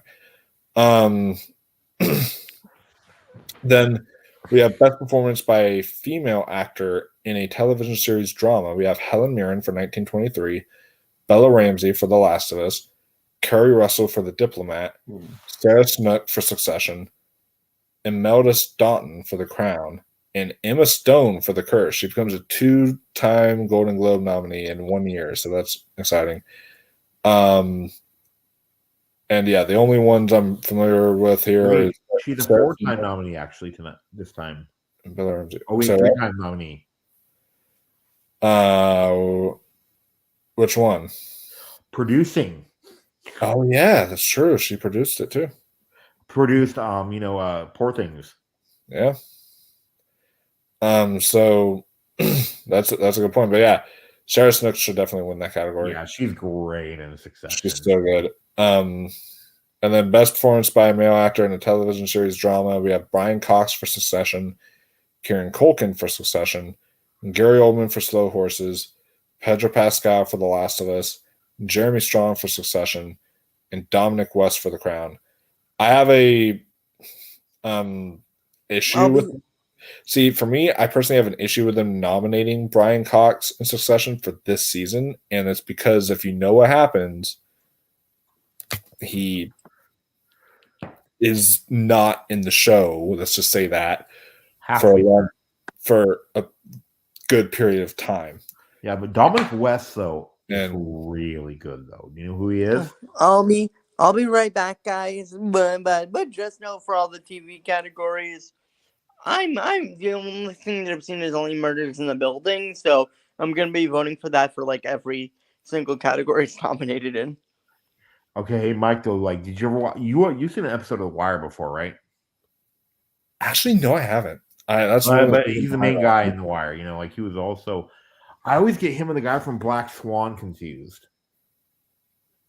Oh, I know which one you're talking about. Yeah. And also, I love that Gary Oldman is Slow Horses was nominated. That's a really good performance. Best performance by a female actor in a television series, music, or comedy. We've got Rachel Brosnahan for The Marvelous Mrs. Maisel, Quinta Brunson for Abbott Elementary, Ayo Edebiri for The Bear, Elle Fanning for The Great, Selena Gomez for Only Murders in the Building, and Natasha Lyonne for Poker Face. Oh, Poker Face was great. So good. I love Poker Face. And then I could see some people saying you only like it because it references Hook, and I'm thinking I didn't even know there was a Hook reference until the last episode. Yeah, so Let me And see. yes, it is a Jay Bayona movie. I've heard great things about that film, so I'm really excited when it drops on Netflix. That'll be interesting. But yeah, so See, Mike, this is that guy. You know, the guy today looks like the guy from Black Swan who's nominated, for the Crown. yeah, See, he does look a lot like the actor my from Black God. Swan. My goodness, that's awesome. Yeah, Ayo Edebiri is a great actress. And she's had a great year between Bottoms, Ninja Turtles, The Bear. Like she's had a great and Theater Camp. She's had a great year. So for me, I would probably go with Ayo Edebiri here. I think she kills it. She knocks it out of the park in that role. you Best think performance, Andrew would like it, or I do? I honestly do. I think he would too. Yeah. Best performance by male actor in a television series. He would also especially love the Richie episode. Yeah. Yeah, he would love that episode. But best performance by a male actor in a television series, musical, or comedy. We've got Bill Hader for Barry, Steve Martin for Only Murders in the Building, Jason Segel for Shrinking, Martin Short for Only Murders in the Building, Jason Sudeikis for Ted Lasso, and Jeremy Allen White for The Bear. I've seen every single one of these performances, and I would personally go with Jeremy Allen White and The Bear. That's just he's too good of a performance to get to pass up. It is phenomenal what he does in that role. So, but I love that Jason Segel got in for Shrinking. That was a great show. And then, if you ever watch Shrinking, you would like it. oh yeah, Andrew would love Shrinking. I love Jason Segel. Yeah, No, and then Harrison Ford, he gives his best performance. Harrison Ford's best performance in years. Marshall's like one of my favorite characters. He's like my favorite character in How I Met Your Mother. So I'm Oh yeah, love. we will talk about that too. We're going to talk because like there's a thing though that they're Oppenheimer. talking about that people are not mentioning either though About the Oppenheimer news, about the DVDs. the DVDs. About the Oppenheimer news. Like Ari wants to. Ari's. I think Ari's talking about. I like how the DVDs are selling out. Oh yeah, There's something people aren't talking about it though. what? Do you know why they're selling out? Because there's not enough. They only made like half the normal supply. Are you serious? That's just. Then I guess I better go pick my Oppenheimer 4K up as soon as I can then, because the Steelbook was sold out immediately. And I was so mad. But best performance by a female actor in a limited series, anthology series, or a motion picture made for television. We have Riley Keough for Daisy Jones and the Six, Brie Larson for Lessons in Chemistry, Elizabeth Olsen for Love and Death, Juno Temple for Fargo, Rachel Weisz for Dead Ringers, Ali Wong for Beef. Best performance by a male actor in a limited series, anthology series, or motion picture made for television. We have Matt Bomer for Fellow Travelers, Sam Claflin for Daisy Jones and the Six, John Hamm for Fargo, Woody Harrelson for White House Plumbers, David Oyelowo for Lawman Bass Reeves, Stephen Yeun for Beef, who's incredible on Beef. Sam Claflin though is actually a pretty good actor. He is. He was in the Hunger Games. Yeah, he's really good at that. And then he also is despicable in The Nightingale. My God, I hated him in that movie. Best performance by a female actor in a supporting role on television. We have Elizabeth Debicki for The Crown, Abby Elliott for The Bear, Christina Ricci for Yellow Jackets, J. Smith Cameron for Succession, Meryl Streep, Only Murders in the Building, Hannah Waddingham for Ted Lasso. For best performance by a male actor in a supporting role on television, we have Billy Crudup for The Morning Show, Matthew McFadden for Succession, James Marsden for Jury Duty, Ibn Bacharach for The Bear, Alan Ruck for Succession, Alexander Skarsgård for Succession. Just because he had his own episode this season, I think Ibn Bacharach would totally be deserving for The Bear this season. And then best performance in stand-up comedy on television, we have Ricky Gervais for Ricky Gervais Armageddon, the former Golden Globe nominee, Trevor Noah for Trevor Noah, Where Was I? Chris Rock for Chris Rock, Selective Outage, Amy Schumer for Amy Schumer, Emergency Contact. That made entirely. Why did he hate her or something? He hates Amy Schumer. And then Sarah Silverman for Sarah Silverman, someone you love. You had to say those two, didn't you? And then Wanda Sykes for Wanda Sykes, I'm an entertainer. Okay, so. fine. That's fine. So there, yeah. That's fine. Wait till like like when he said Billy Crudow's name, I almost made a joke. You know what I almost said? What? Wait, Eric Bana is in it? Because like they look so much alike to me. Oh, they do, yeah. See? Look at that. Tell me that does not look like Billy Crudup at all. I can see it. He's Ebon is great in that show. I love him. And then he also says both deserve their beef nominations. Yes, they absolutely did, and I cannot wait to catch up on this season of Fargo because I'm sure Juno Temple is great. I need to catch up. I love that show. And then her and John Hamm deserve Emmy nomination. Interesting. This is one of the fastest times I've ever seen somebody get nominated for an Emmy. Also, I mean Golden Globe for a TV show. I mean, oh yeah, because they're like just released. Yeah. So we will get to the Critics' Choice noms. So bear with me. I just have to go handle something real quick. And then we can get to talking about the Critics' Choice Awards and all their nominations. So real quick, let me just I'm just trying to see if I can do something here real quick. Okay, banners. Yeah. All right.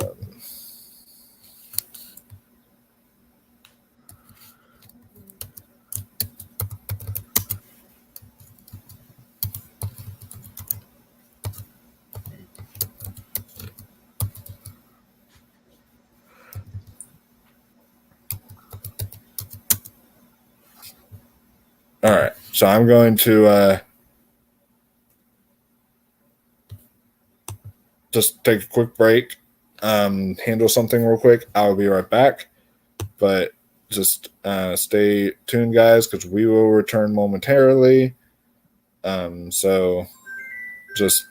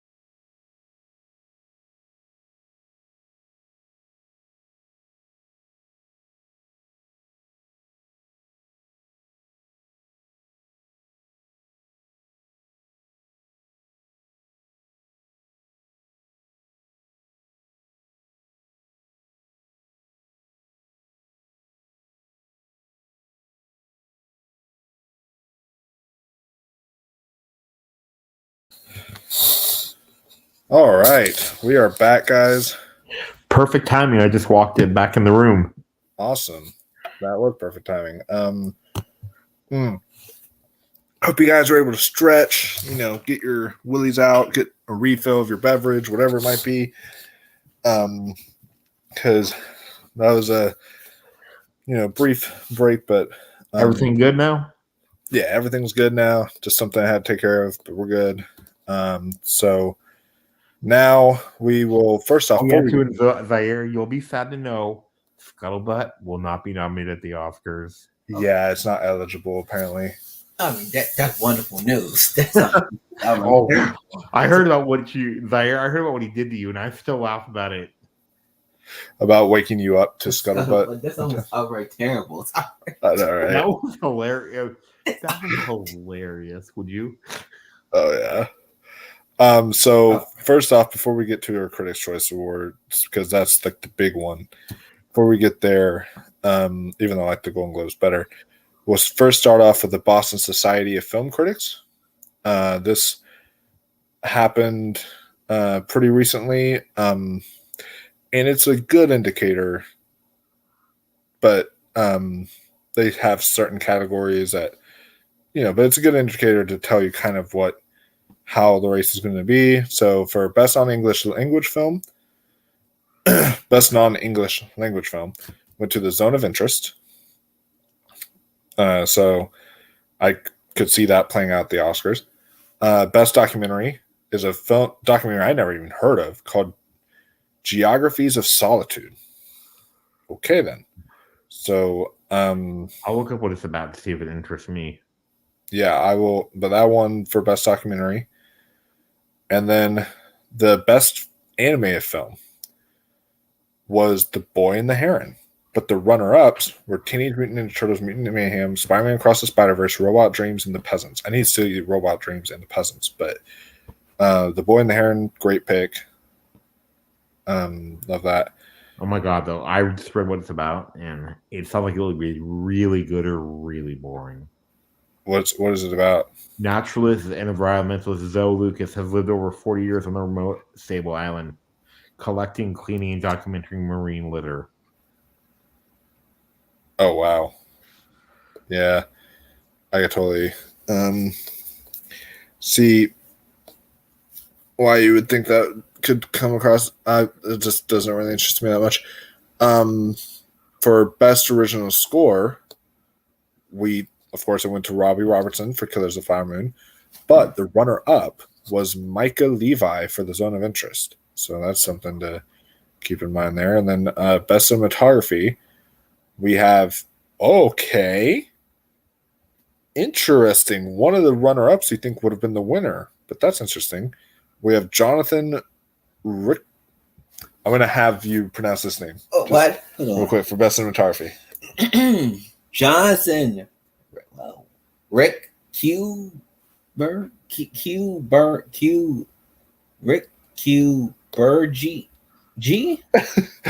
Rick. It's like Rick Kuborg. I don't even know how you say it. How do you say? For The Taste of Things. And that won best cinematography. Okay, then. I'm going to have to see The Taste of Things. But the runner-ups was Poor Things and Asteroid City. So, interesting. And then for best film editing, went to, of course, Thelma Schoonmaker for The Killers of the Flower Moon. She's iconic. Best new filmmaker went to Celine Song for Past Lives. But the runner-ups was Cord Jefferson for American Fiction and A.V. Rockwell for 1001. And then for best original screenplay, yes, it went to David Hemmingson for The Holdovers. Let's go. That is so deserved. And then the runner-ups are Sammy Burke from May December and Nicole Holofner, don't know how you say that name, for You Hurt My Feelings. For best adapted screenplay, this is interesting. This film keeps on getting adapted screenplay stuff. I think I'm going to put it in my adapted screenplay 5 because The Zone of Interest won. That seems like more of a directorial movie, but it won best adapted screenplay. And it is truly adapted. It is, yeah. Is it based on a book though, or Yes. interesting? The runners up are Kelly Freeman Craig for Are You There, God? It's Me, Margaret, and That Eric. should be nominated. It might. It got the Critics' Choice. We'll have to see. Like how good it. That movie was actually way better than I was expecting it to be. Oh yeah, it was. It wasn't Rachel McAdams amazing in it. Yes, and plus, that movie kind of reminded me in a different plot and different subject matter, but the way that it was flowed the 70s and stuff reminded me a lot of The Man Without a Face, didn't it? Yeah, I could see that. It was, as well as I recommend that movie to you. I recommend that movie to you too. Oh yeah. He's got a lot of 2023 catch up to do, but I'm definitely gonna have to. No, I'm saying Man Without a Face though. Eventually. Oh, Man Without a Face, yeah, but he does have a lot of 2023 catch up. I have to show him Air. I have to show him Bottoms.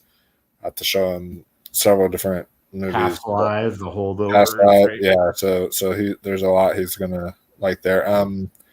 So we have that one, and then for Best Ensemble went to Oppenheimer, but the runner-ups was Asteroid City, The Iron Claw finally getting something, and Killers of the Flower Moon. So there we go. And then now here's my question: do you think The Iron Claw? I think it's just screener issues they're having. Once it's out, do you think it'll actually start getting more award stuff? Or after what I've been hearing, yes, I'll look at the Rotten Tomatoes score too. Yeah, because I think it could. Best Supporting Actress went to Javine Joy Randolph for The Holdovers. It's happening, guys. It just is. It's over. Almost. Do you think? Almost. Yeah. If she wins Golden Globe Critics' Choice, then it's over. Oh yeah. For Best Supporting Actor, we've got Ryan Gosling for Barbie. Wow. Okay. Runner-ups was Charles Melton for May December, and Mark Ruffalo for Poor Things, and Robert Downey Jr. for Oppenheimer. So Ryan Gosling actually won that one. And then 92% on Rotten Tomatoes with 59 reviews. That's really good. So it shares a 92 with Poor Things right now. Okay, you know what it says though too? The Critics' Consensus is, which I read every single time. What?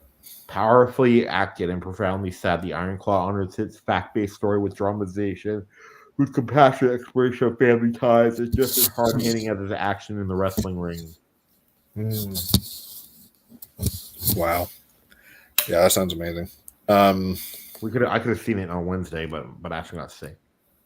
Well, once it hits the Thursday night screening, Zaire and I will be there for sure. They will let Zaire, and they'll just say, "Nope, you're not a real wrestling fan." Oh yeah. Oh, see. Oh yeah. He did a lot of training for this movie. And then for Best Actress, it's happening, guys. Lily Gladstone in Killers of the Flower Moon. If I knew it was already done and over when she won for The Unknown Country. And I'm not knocking on her performance in that movie. Her performance in that movie is excellent. Very subtle, but excellent. But the fact she won for a movie called The Unknown Country that no one has ever even heard of until the Gotham Awards shows you just how big she is. So I was like, she beat Jeffrey Wright in that category. I was like, so yeah, that she is definitely a big one. And your runners up are Emma Stone for Poor Things, and Sandra Hüller for Anatomy of Fall, and Natalie Portman for May December. For Best Actor, they gave it to Paul Giamatti for The Holdovers. Your runners up were Cillian Murphy for Oppenheimer, and oh my God, yes. Okay, and your other runner up was my favorite male performance of the year, which is Koji Yakusho for Perfect Days. Oh, I'm so happy. I'm so happy. Oh my, he didn't win, but just seeing him as a runner-up, this makes me so happy. Okay, he should get an Oscar nomination for Perfect Days. He's so good in that movie. You think I like the movie? Oh yeah, for sure. He has a whole 3-minute scene at the end where it's just purely just acting, and I'm like, that is. It's incredible. And then for Best Director, you have Jonathan Glazer winning for The Zone of Interest. I have a feeling once I watch The Zone of Interest, that'll be my favorite directed movie of the year too, just because the directing looks incredible. Runners up are Christopher Nolan for Oppenheimer and Todd Haynes for May December.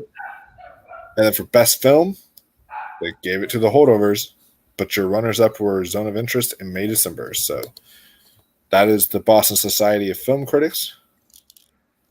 Next up, we've got the LA Film Critics, and I've got something to go with it here. We've got here we are. LA. Awesome.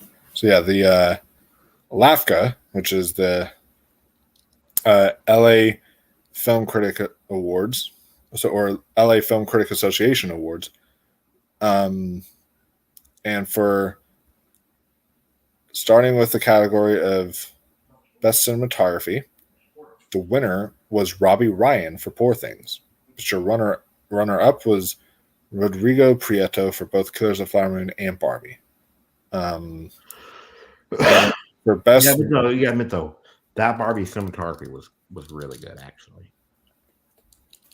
after my rewatch I did Was it better the movie or? on Friday, I liked the movie better on a rewatch. I did, but I was watching it again. I was like, yeah, this has really good cinematography. Although it was nominated in one category at the Critics' Choice Awards, that is complete BS, and I don't understand it.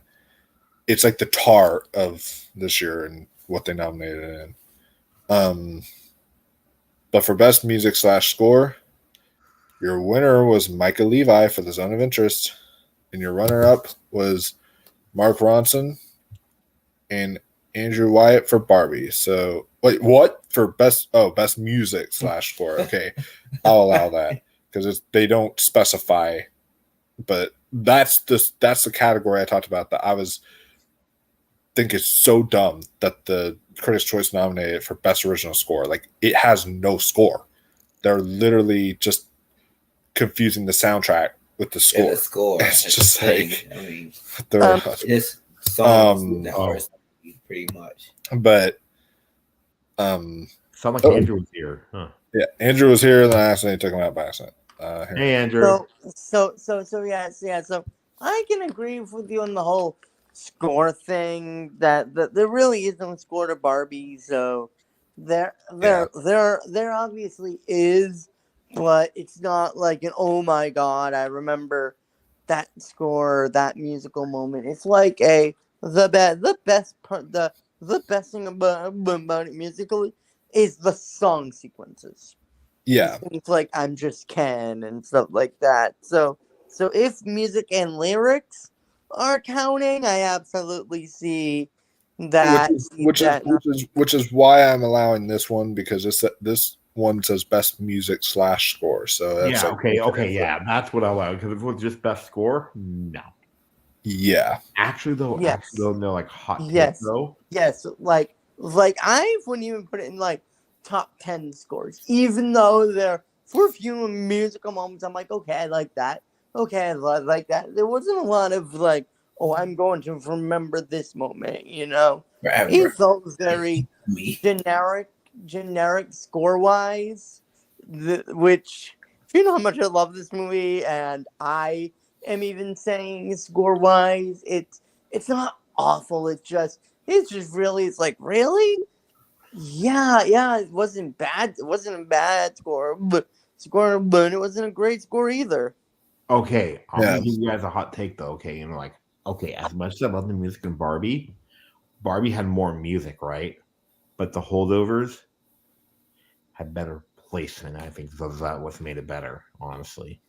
I think so too. Placement music. And also because the Holdovers played The Wind. And then you else played it too? Yeah. You another movie played it this year too. Really? Which one? Are You There, God? It's Me, Margaret. That's true. It did. I remember that. Yeah. Whenever it played. The only thing that I felt Barbie has going in its favor is only one element. What?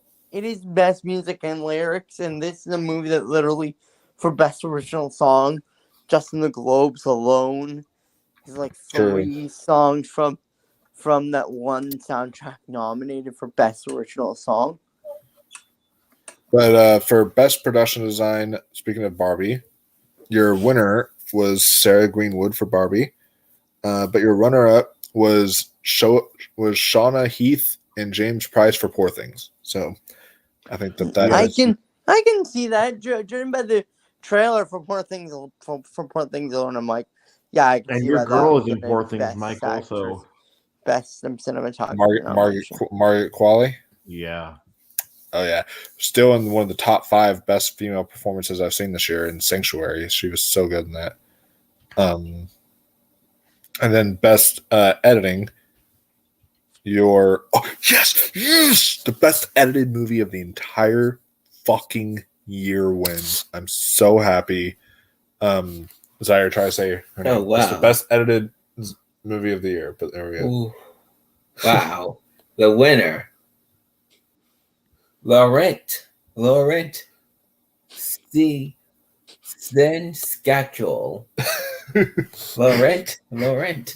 It's Lauren Sinichal, I think is how you say her name. I don't even know how you Good say her God. name fully. For Anatomy of a Fall, best edited movie I've seen this year. Fucking fantastic. She won. I'm so happy, and I hope she wins the Oscar for editing. I haven't seen that one yet. It's so well edited. And then the runner up is interesting. Jonathan Alberts for All of Us Strangers. Okay, so I'm Do you know who was in actually 2 of the best movies of the year too for me so far? what? Is Benny Safdie. Oh yeah, because he was an Oppenheimer and Are you there, guys? Margaret. All right, there goes me, Margaret. Yeah, very good. For best animation, interesting. I remember saying early on in the year this would happen.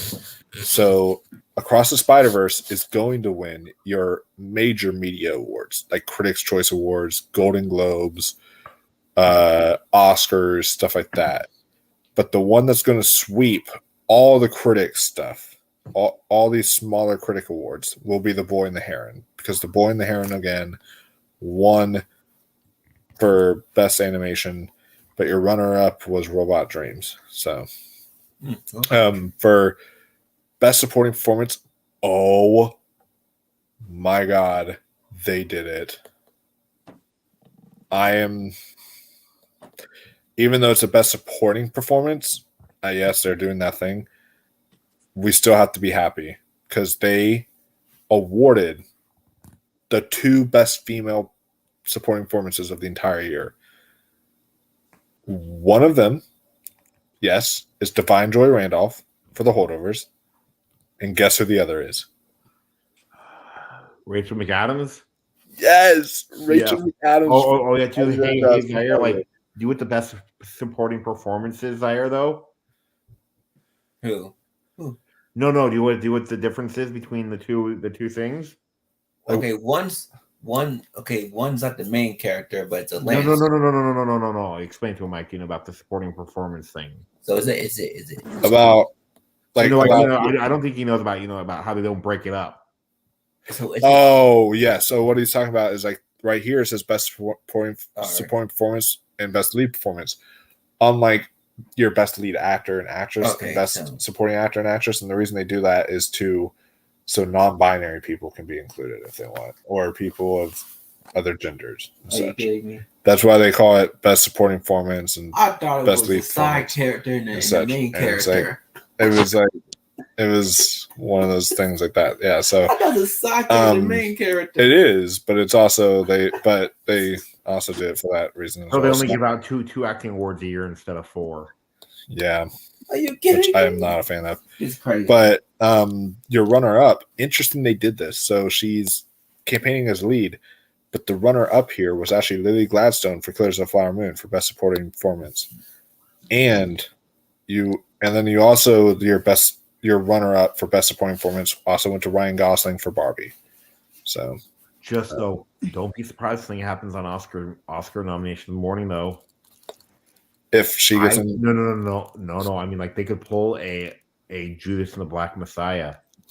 they could. Yeah. You know, like is where like one of them was competing in lead, you know, like Lily Gladstone or Ryan Gosling, and they both get put in supporting.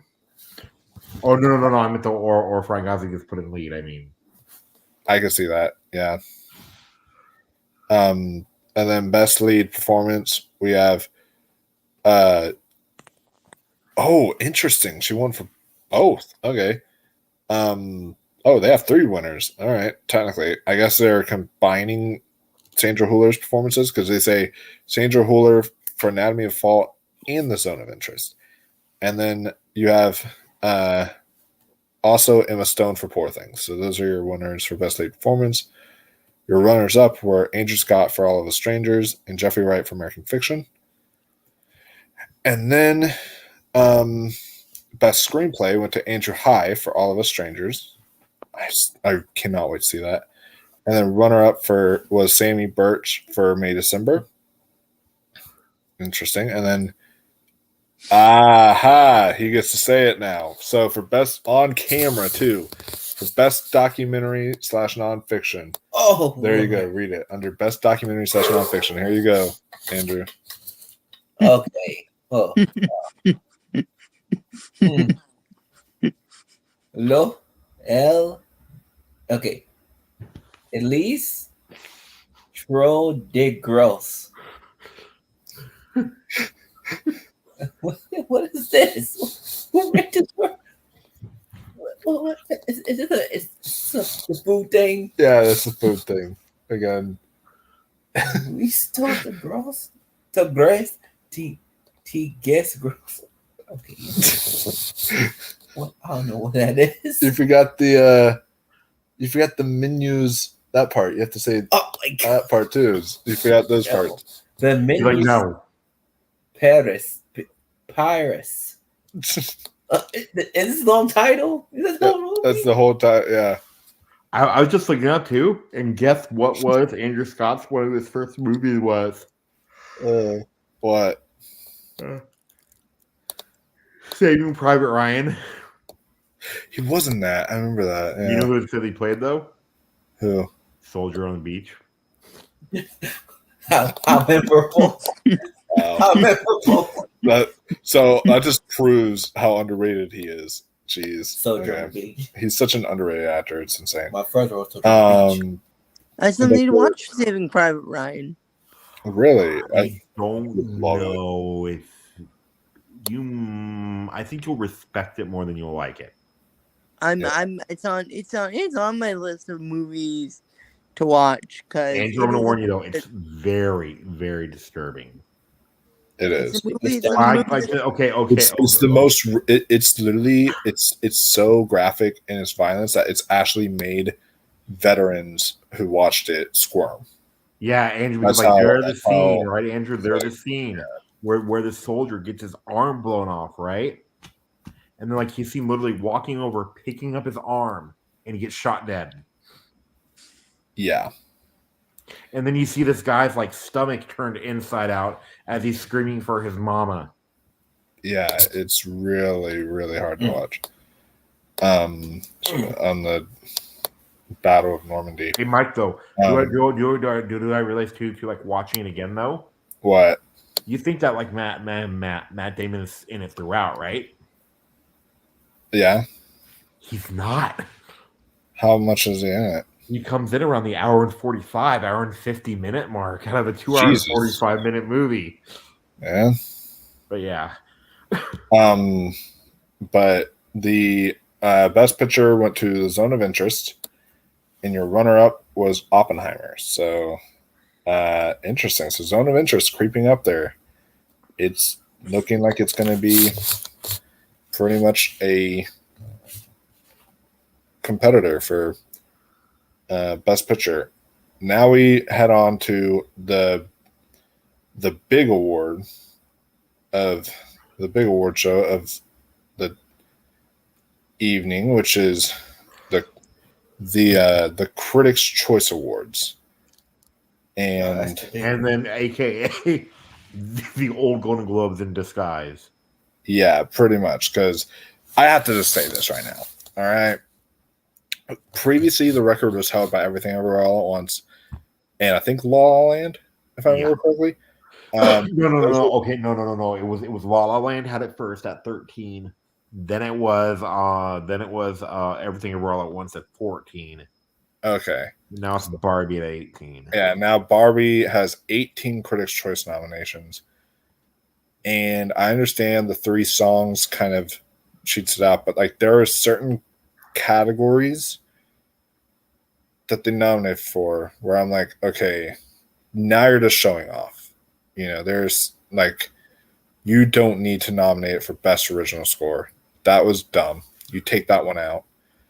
Cinematography, yeah, the cinematography is really good, but I could name you some films that are better cinematography than Barbie. And then, like, I remember though with the score though, I remember 2 parts of the score, and one of them is literally the funniest scene in the movie to me. Which one? Where she goes, "I'm not pretty anymore," and they go like, Margot Robbie is not the person to play this part. Yeah, that is so true. Then the speech, the score was great. Oh yeah, for sure. And then if you want to do the honors this time, wow, I'll bring them off. You can. Okay. So he'll do the lineup for Best Picture, but I just think the Barbie getting 18 was ridiculous. But we'll go into talking about. All right, so that. Best Picture: American Fiction, Barbie, Color Purple, The Holdovers, Killer of the Flower Moon, Maestro, Oppenheimer, Past Lives, Poor Things, and Saltburn. And that's the only surprise, honestly, that they gave us a Critics' Choice, especially considering it's I think though, like there's a bigger surprise in there though. Oh really? Which 2 bigger surprises. Which one? No Anatomy of Fall. Yeah. And no Zone of Interest for Picture. Yeah, I'm shocked, especially with Anatomy of Fall, since it's a very accessible film to people. So I'm very surprised that didn't get in for Picture, but especially Saltburn has like a 70%, I think, from critics on Rotten Tomatoes. So it's not like super beloved by critics, but I know some of the people who are voters love Saltburn, like Scott Mantz, Perry Nemiroff, a couple people like Jeff? that. No, Jeff hated it, of course. But there are a few people like that who love Saltburn. And so it's just very interesting to me. And what I'm just surprised about is Saltburn didn't do well in like any other categories. I mean, it got like in a few texts, and that was it. I'm like, so it gets into a few texts, and then it gets into Best Picture. Like, what? I agree. That's shocking to me. What were you going to say, Andrew? I am just saying that I agree with you. Oh, okay. Yeah. Okay. So that one's shocking, but I do think that Oppenheimer will still probably win the Critics' Choice Award. Next week, Best Actor: Bradley Cooper in Maestro, Leonardo DiCaprio in Killer of the Flower Moon, Coleman. Okay, let's see the name. I got it. Diago, not Diago. Not Diago. Not Diago. He's a brother too, man. Come on. His name sounds Spanish. Okay, his name sounds Spanish. Okay. Does he watch Euphoria or no? He has a crush on Sydney Sweeney, but he hasn't. Okay, because okay, I'll look him up. What you know him from, because he's a really good actor. It's Coleman Domingo. Okay. Rustin, Paul Giamatti, The Handle. I mean, Holdovers. It was really good. Cillian Murphy. Okay, got it. Cillian Murphy in Oppenheimer, and Jerry Wright, American Fiction. Jeffrey Wright. Okay, Jeffrey. Okay. So yeah, again, that's pretty much your stereotypical 6. I would have loved to have seen Barry Keoghan pop in here for Saltburn. But it is what it is. That's just kind of a boring 6 in my opinion. Like that's what we predicted. You know which one that I think misses out though in the Oscar? What? Coleman Domingo.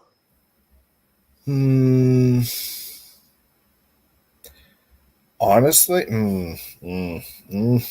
If see, we had I'm going back and forth between Coleman Domingo and honestly Leonardo DiCaprio, because I could see Leonardo DiCaprio maybe being snubbable, but I think I'll agree with you. I think Coleman Domingo is gonna be the I forget her name from Till this year, Daniel Deadwyler. Oh yeah, because she was. Did you ever see Till yet, or no? I watched like half of it. I need to finish. Did you like it though? Yeah, I did. Wasn't she? She should have been. Do you know who they should have taken her out for? And people say Andrew Riseborough. No. Do you know who they should have taken her out for? Michelle Williams. Yeah, because Andre Riseborough was amazing. Oh yeah, for sure. And then for Best Actress. Okay, Best Actress. Okay. All right. Lily Gladstone, Kills of the Flower Moon, Sandra Hüller, Autonomy's Fall. Autonomy Fall. Autonomy Fall. Autonomy of Fall. It's anatomy Anatomy of a fall. I need a drinking now. Okay, I had enough. Okay. Greta Lee, Past Lives, Carey Mulligan, Maestro, Michael Robbie, Barbie, and Emma Stone, Poor Things. Nice. I don't see anything wrong with that list. Yep, I don't honestly. I mean, No. that's a really great lineup. I think of course, Lily Gladstone. She's just going to be sweeping the critics one. So I think that she'll definitely win that award, and then and rightfully so. I think she's incredible in that. What do you think her clip is going to be for all the stuff? What do you think? What her clip is going to be? I'm hoping it's the insulin clip. I'm hoping it's that clip. I think that would be really good, about where she's questioning him about whether he lied about the insulin. Yeah, that or it could be like one of her lighter clips too. Yeah. Like when she's almost talking French to him, when she's like mush and remember, like when they're talking about, like how they call him a coyote. Yeah, that was great. And then for Best Supporting Actor, this is the other one where there was somewhat of a surprise, I guess, if you can call it that. What's funny is the surprise here, I actually nominated for the Globe and not the Critics' Choice Awards. So the Critics' Choice Awards are like the old Globes, because I thought they were going to nominate this actor for that, but you can. All right. Sterling K. Brown, American Fiction. Yeah. Robert De Niro, Kills of the Flower Moon. Robert Downey Jr., Oppenheimer. Ryan Gosling, Barbie. And Charles Moulton, May December. And Mark Ruffalo, Poor Things. I'm ready to almost call him a lock now. Almost. Which one? Charles Melton. I'm almost ready to call him a lock too. He's my number 3 right now. I think he's pretty much spot on. I think if any of these are snubbable, I think it's maybe Robert De Niro. Probably. And then, no. Do you know who? Who? Sterling K. Brown, I think. Well, yeah, I think Sterling K. Brown will miss, and you would get someone else thrown in there, possibly. Well, actually, no, you would take him out and then just have those are your. He's a really good actor, though. Too bad, too. Yeah, but again, like Sterling K. Brown, I had him in for the Globe nominations, but not the Critics' Choice, because I thought that was something that the Globes were going to do, and it's very interesting that they did it differently this year. Best Supporting Actress. Best Supporting Actress. Emily Blunt in Oppenheimer. Daniela Brooks, Color Purple. Yeah. Mary Ferrer, Barbie. Jodie Foster. Oh my God. What? Okay. Yeah, I just said it. Journey for Naiad. Naiad. Thank you, Naiad. Julian Moore, May, December, and Avani Joy Rudolph. Rudolph. Randolph. Divine Joy. Divine Joy Randolph. She's Right. really Good God, I'm not what to say. The holdovers. Oh God. That's a lot. That's a lot of his name. Oh yeah. But no. That also felt like a very predictable list. Yeah, very predictable list. But I'm glad American Ferrera did get in here. At least that was a great pick for Barbie. Which, by the way, she's not bad. I mean, she's not like Barbie level good, but she's not like she's not bad in Dumb Money. She's in that movie. I just watched that tonight with Zaire. So she's good. I was not a fan of that movie. I actually have it as one of the worst movies of the year. I just felt I was not a fan of that movie. So whenever you came out of it, I thought you said you were a fan of it. You just didn't like the rap soundtrack in it. But. And like I love the more and more I was thinking about it, the more I'm like, I like this movie more. I like that movie more, and it began to move down. Yeah. I thought it was really good, but for best young actor / actress, this will be a fun one. Yes, I'm happy about this. All right. Oh, yeah. Okay. Abby Ryder, fourth son. Are you there, Goddess Margaret? Are you there, Goddess Margaret? Oh, that works. Yeah. Ariana Green Black Barbie. Mm-hmm. Kala Lane Wonka. Callie Lane. Yeah. How many ways you can spell Callie? How many ways he's okay. Milo McShadow Gardner Granner Atomy of a Fall. Okay, Dominic Sisa. Yes, the holdovers. And Madeline Yana okay. Hey, though, like Abby Ryder Forstrom is actually in the MCU too. It's How'd you say her though? Voilius for the creator. You have to have a the creator was really good. What? Yeah. And so of course my personal pick here, literally guys, and I'm not overhyping it for you. When I say Milo Machado Grainer is the best child performance I've seen in the last 10 years, I mean that is the best child performance I've seen in the last 10 years. In what movie? That is a fucking... I would actually nominate that kid for best supporting actor. In what movie? Good he is. Like, he is so good. Oh my goodness. I forget what movie he was in. Anatomy of a Fall. Yeah. But I got a question about this though. What? This confused me in one thing only though. What? This is best young actor, right? Yeah. How is Dominic Sessna young? How old is he? No, I mean though, you're like he's like 21 or 22 now. How is that young? I think the cutoff date for them is like 25, I think. Something like that. So anything under 25. So anyone under 25 is technically eligible, I think. Because like this one though produced one of my favorite moments in all of awards show history though. Oh really? With the kid from Minari. Oh yeah, that's cute. And then of course Brooklyn Prince when she won for Florida Project, that was adorable. And then of course the kid from Belfast, that was also Snow Jew. Yeah, which was one of the most like boring movies of the year though too.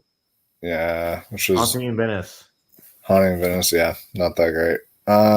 It was okay though, but like for Yeah, But did yeah. you know that, Mike, though, about the Yeah. Abby Forson, though? Did you know that? She was in the MCU. Really? Yep. Where? Cassie Lang. The original or The original Cassie? Yes. Where did she go? Wow. Where did she go? I didn't realize that was her. Why did they get rid of her? Wow. No, they couldn't, Zaire, though. They couldn't recap. They couldn't have her back. Remember the in game how she aged because of the Oh, time. okay. That's why they're okay. like she was older when Scott Lang returned after the time skip. Yeah. Because I'm- she's like 12 or 13, I think, in there. Wow. I'm sorry, guys. I've loved being here, but I do have to get going because I am getting a little bit sleepy. That's fine. Yeah, that's fine, Mr. Sleepy. Okay. Okay, I'll join another time soon. Yeah. Well, don't worry. We'll let you into our stuff, you know. Yeah, absolutely. All right. Okay. But continuing on, we have best acting ensemble. So interesting. Oh my god, just as long as there was a movie though. Okay, as much as my favorite movie of the year that if they got nominated for ensemble, I'm gonna be mad. All right. Oh yeah, that you might be disappointed then. So we have Air, we have Barbie, we have The Color Purple, The Holdovers, What? The Fly Moon, Oppenheimer. Yeah. Yes, take that one out. The holders, yeah, I would take that one out. Because while I love that movie, it's only 3 performances, and that's it. There's not really an ensemble. They do act along with other people, but it's not really an ensemble, though. You know. Yeah, like an ensemble, I would say is like the movie we watched today, Dumb Money, which like do you know who I would put Shailene Woodley, all those actors that we saw in one movie today. It's like that's an ensemble. But Pete Davidson, if you want to count him, yeah, if you want to count him. Do you know which one though? Too. Do you know which one though? I'd put fourth in the holdover though, in terms of the acting thing. Oh, also, yeah. How did the holdovers get in acting ensemble over Poor Things? Yeah, no, I don't.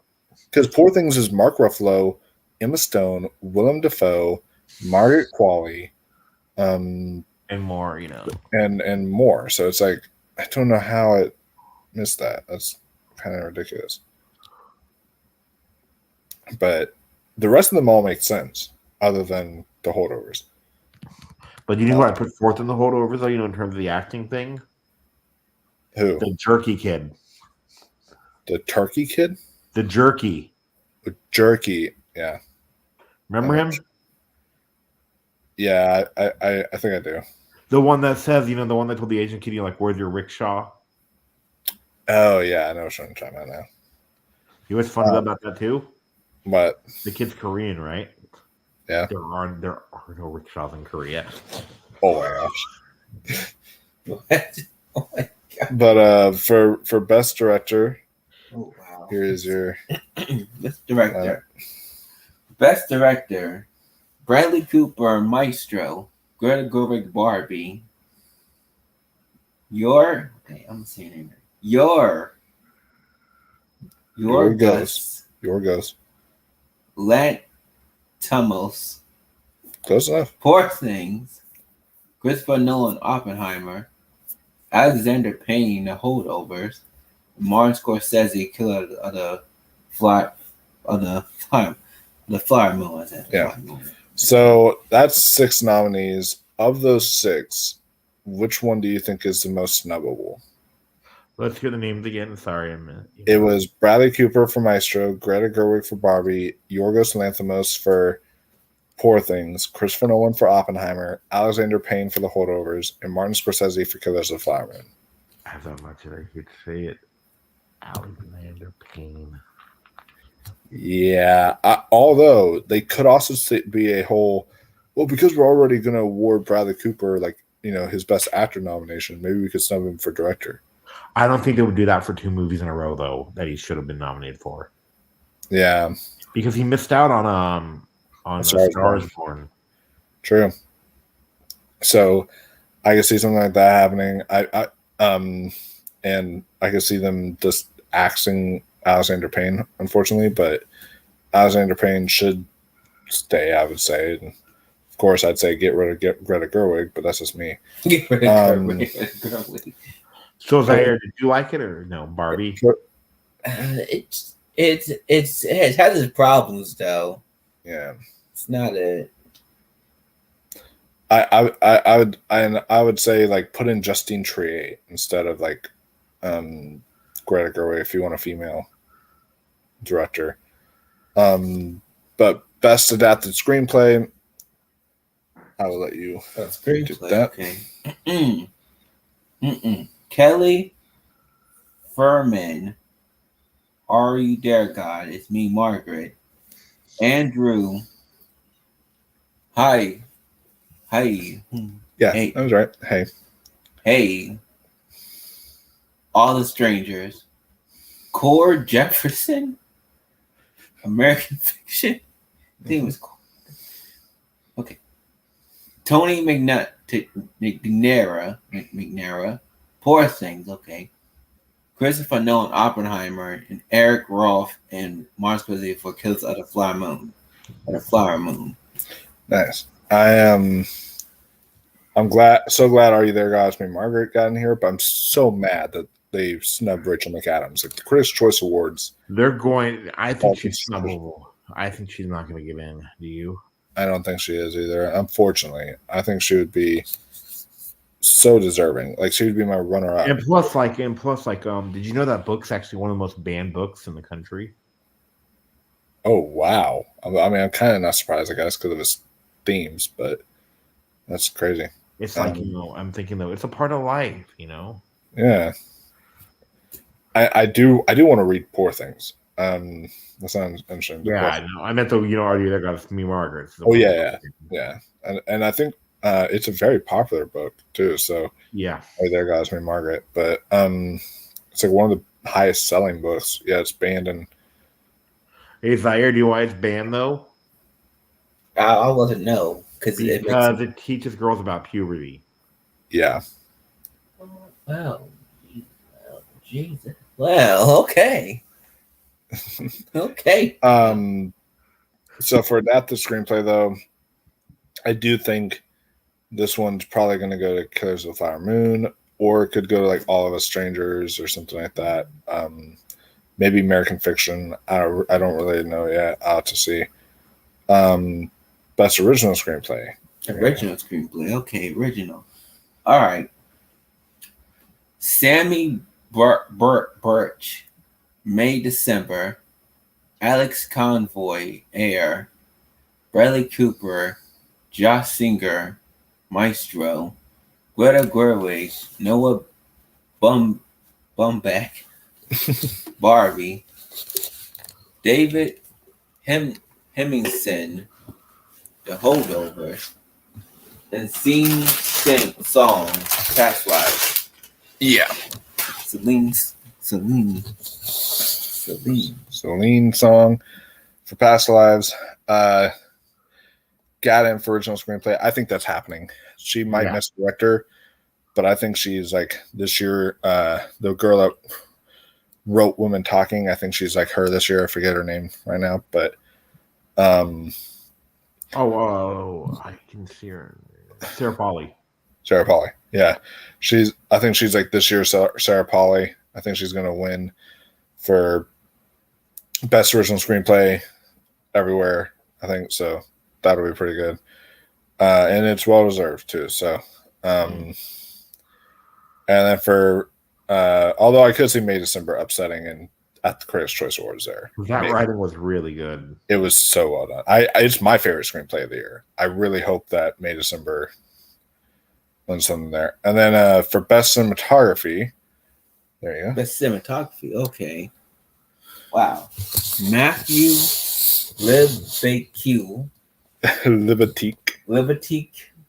Yeah. Maestro. Yeah. Rodrigo Prieto. Barbie. Yeah. Bro, he got twice. He got 2 noms, yeah. Because of the Flower Moon. Robbie Ryan, Poor Things. Linus Sandgren, Saltburn. Halt Van Holttime, Oppenheimer. Voight van Hoytema. Ultimate. Ultraman. Ultraman. That sounds like a cool superhero name. Yeah. Okay. Wow. These you friend have a weird name. Well, yeah, Voight van Hoytema. Ultimate. Of course, my favorite cinematography of the year is from Linus Sandgren, who did Saltburn. So I'm so happy to see Saltburn here in cinematography. So well deserved. Hope that can at least. I don't think it's an Oscar thing at all, but I think it will at least get cinematography. I hope it gets cinematography at least. Yeah. Do you know which? Okay, like our work for other Oscars and Golden Globes. What movies do you think is going to get shafted for picture that were nominated? Because I could maybe see Maybe Summer getting in, but I'm not sure. Do you? I could see. I mean, Air, I think, is definitely getting shafted. And then. Wait, Air's though the one movie this year where if it got in, I wouldn't be surprised, but if it missed, I wouldn't be surprised either. That's true. For the other one, it's between The Zone of Interest and May December. I have to see which one was stronger, but I could see May December missing.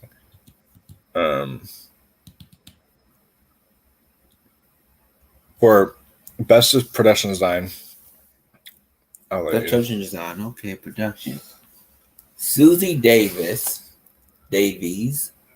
Charlotte Derrick's Saltburn, Ruth D. Jung, Claire Kaufman, Oppenheimer, Jack Fisk, Adam Willis, Killers of the Flower Moon, Sarah Greenwood, Kate Spencer, Barbie, James Price, Sanaa Heath, and Shushu McGluck.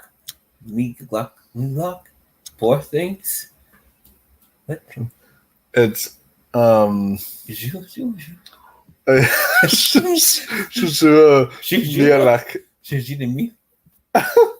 Okay, these people.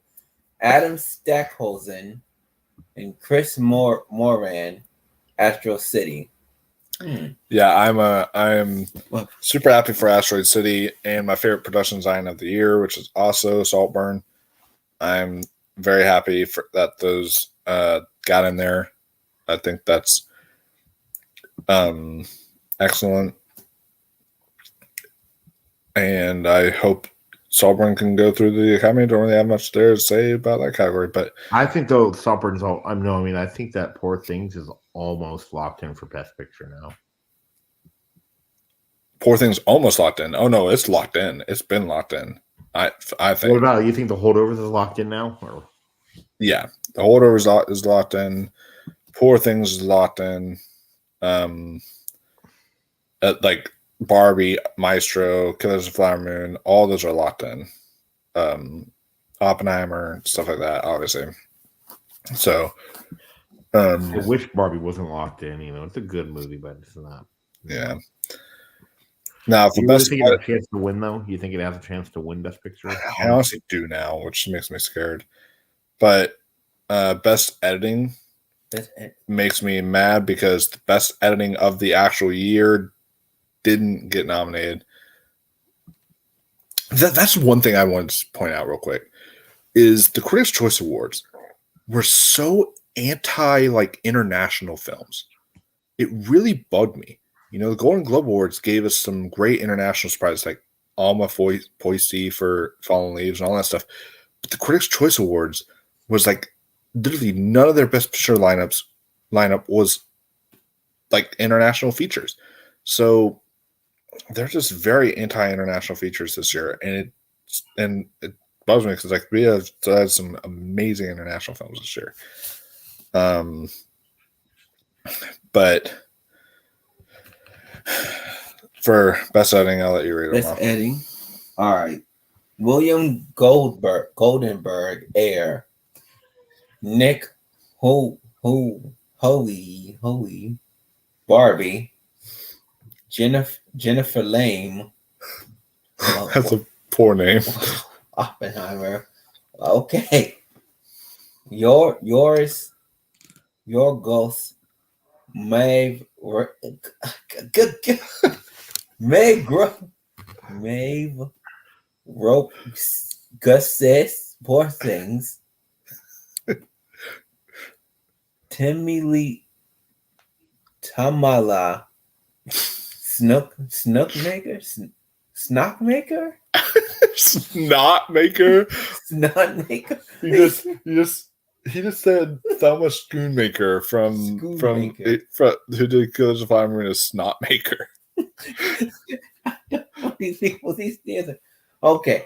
Michelle Torso. Nitro. Wow. Shoemaker. Tessero, yeah, and then Shoe. Schoonmaker, yeah. So, yeah, no Anatomy of Fall here, which really pissed me off because that's the best edited film I've seen this year. So, and Air, like I would have taken it out because Air is just so over edited for me. It's just I'm like Air. Okay, there was one good scene in Air. You know, the movie's okay, but there was one great scene. the monologue. Yes, Agreed. So for best costume design, there you go. Oh, that's cartoon design. Okay. Jacqueline Duran, Barbie, Linda Hemming, Wonka, Francine Jimmer Jameson, Tannock, Tanchuck, The Color Purple, Holly Winning Wobbington, Poor Things, Jacqueline West, Killer the Flood Moon, and Janty Yates, David Crossman, Napoleon. Oh, wow, that's okay. Nice. Some shockers there. Yeah. Napoleon. Okay. Napoleon getting in for costume design. That's pretty nice. and then like you know which one though too? Wonka getting in for costume design. Yeah, that's very interesting too. That's a and I think Wonka and Napoleon both have a shot at sneaking in there for costume design at the Oscars. So yeah, so but other than that, not very many surprises there. Oh, I will say I wish Priscilla got in for costume design because costuming in Priscilla still might be my favorite, like could be my favorite costume design of the year. It's very, very well done. So I really wish that got in there. But Priscilla did get in to this next category, which is best hair and makeup. Best hair and makeup. Barbie, Color Purple. Matt, hold on. Okay, I got it. Maestro, Poor Things, and Priscilla. Nice. Yeah, I would give it to Priscilla there. No Guardians of the Galaxy Volume 3, though, for hair and makeup, which is kind of surprising because the makeup is surprising, especially considering they used 22,000 prosthetics or something like that, which is insane. And not a award for that? Yeah. Not even an award for that. So, but then, yeah, other than that, I'd say the rest of these are pretty solid. Best visual effects. There's one missing here that I'm really upset about, but Visual effects, okay. talk about it. The Creator, Guardians of the Galaxy Volume 3, Mission Impossible Dead Reckoning Part 1, Oppenheimer, Poor Things, and Spider-Man Across the Spider-Verse. The one that's missing here that I'm very upset is missing is Godzilla -1. That has maybe the best visual effects I've seen this year. It's so good. So I would have put that in best visual effects. I haven't seen it yet, but do you know which one though? You know which one I'm rooting for? The Creator. Oh yeah, and the Creator. Zaire, have you seen the Creator yet? No, not. Because you've seen the trailer, right? No. Yeah, the one with Denzel Washington's kid and the little girl with the robots. Oh yeah, okay. Yeah. Guess how much that movie cost to make, Zaire? How much? $80 million. Yeah. Compared to like $200 million blockbuster with like Indiana Jones and stuff. And also, guess how much Godzilla -1 costed? I'm gonna guess at least in the billions. No. No. $15 million for Godzilla -1. That's a cheap budget. I Mike, know. have you been watching the show yet? Have you watched the show yet? No, not yet. I need to. Oh my god, Mike. Oh, no. You know why? It's Why? that good. Wow. And then That's that awesome. thing the thing I thought would be a gimmick about it, and it's not a spoiler, people, so don't worry. It's been, confirmed in the trailers, it's been announced. The whole thing, with the casting, I thought would be a gimmick, but it's not. And which thing is that? About Kurt Russell and Wyatt Russell. Oh, yeah. They're playing the same character. Oh, they are? It must be flashbacks. Yes, in a different, like whenever it goes back to the 50s or the 60s, it's played by Wyatt Russell, and then like when it's in present day, it's played by Kurt Russell, and they're playing the same character. That's actually very fitting because that way it's like perfect casting since it's Kurt Russell's son. So for best comedy, Best comedy. American Fiction, Barbie, Bottoms, Holdovers, No Hard Feelings, and Poor Things. nice. So glad Bottoms got in here. They that is the funniest comedy I've seen this year. Of course, the Holdovers being in here is great. American Fiction, all that. I'm surprised they didn't nominate Joyride. They nominated No Hard Feelings. That's interesting. I did not care for Joyride. I haven't seen it, but I just know it was critically well received. So, but best anime film. Best anime film. The Boy and the Heron, Elemental, Nemora, Spider-Man, Nimona. Yeah. Cross the Spider-Verse, Teenage Mutant Ninja Turtles, Mean Mayhem, and Wish. Nah. It's So they actually redeemed Teenage Mutant Ninja Turtles here, and that got in here in 6. But I think it's snubbable, honestly. I think Wish could, unfortunately, or something like Suzumi or The Peasants could sneak in there last minute and get in there for the Oscar. But for best foreign language film, since my favorite movie of the year is on this lineup, I will do this one this time. So for best foreign language film, we have Anatomy of a Fall, Godzilla -1. So happy that got in there. My favorite movie of the year, Perfect Days, gets in there. Society of the Snow, The Taste of Things, and The Zone of Interest.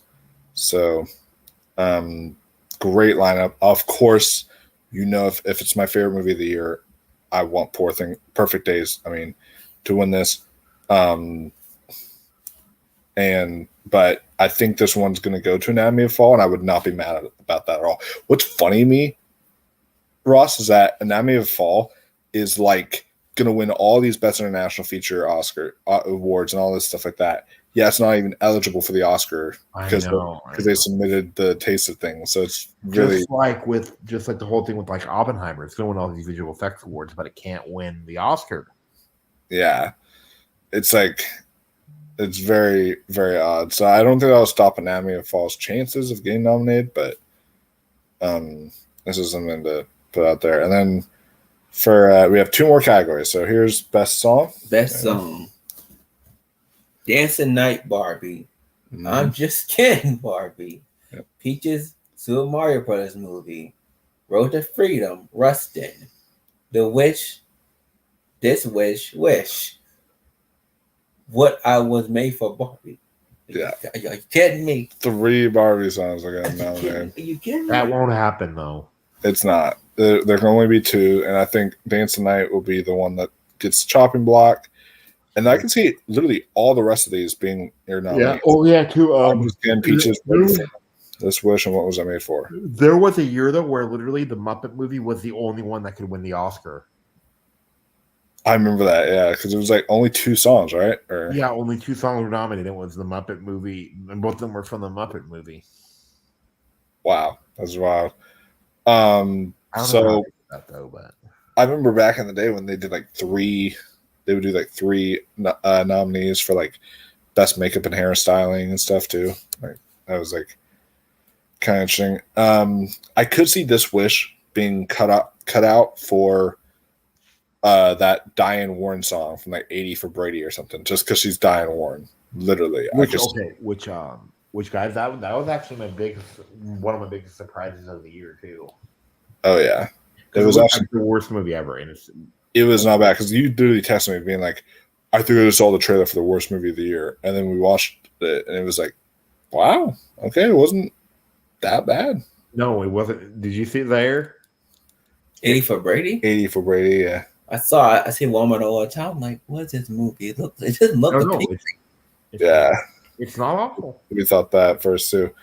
Oh, this will be a fun one. All right, try to score. Pronounce those no. names for best score. Jerkson, Fendrix, Poor Things, Michael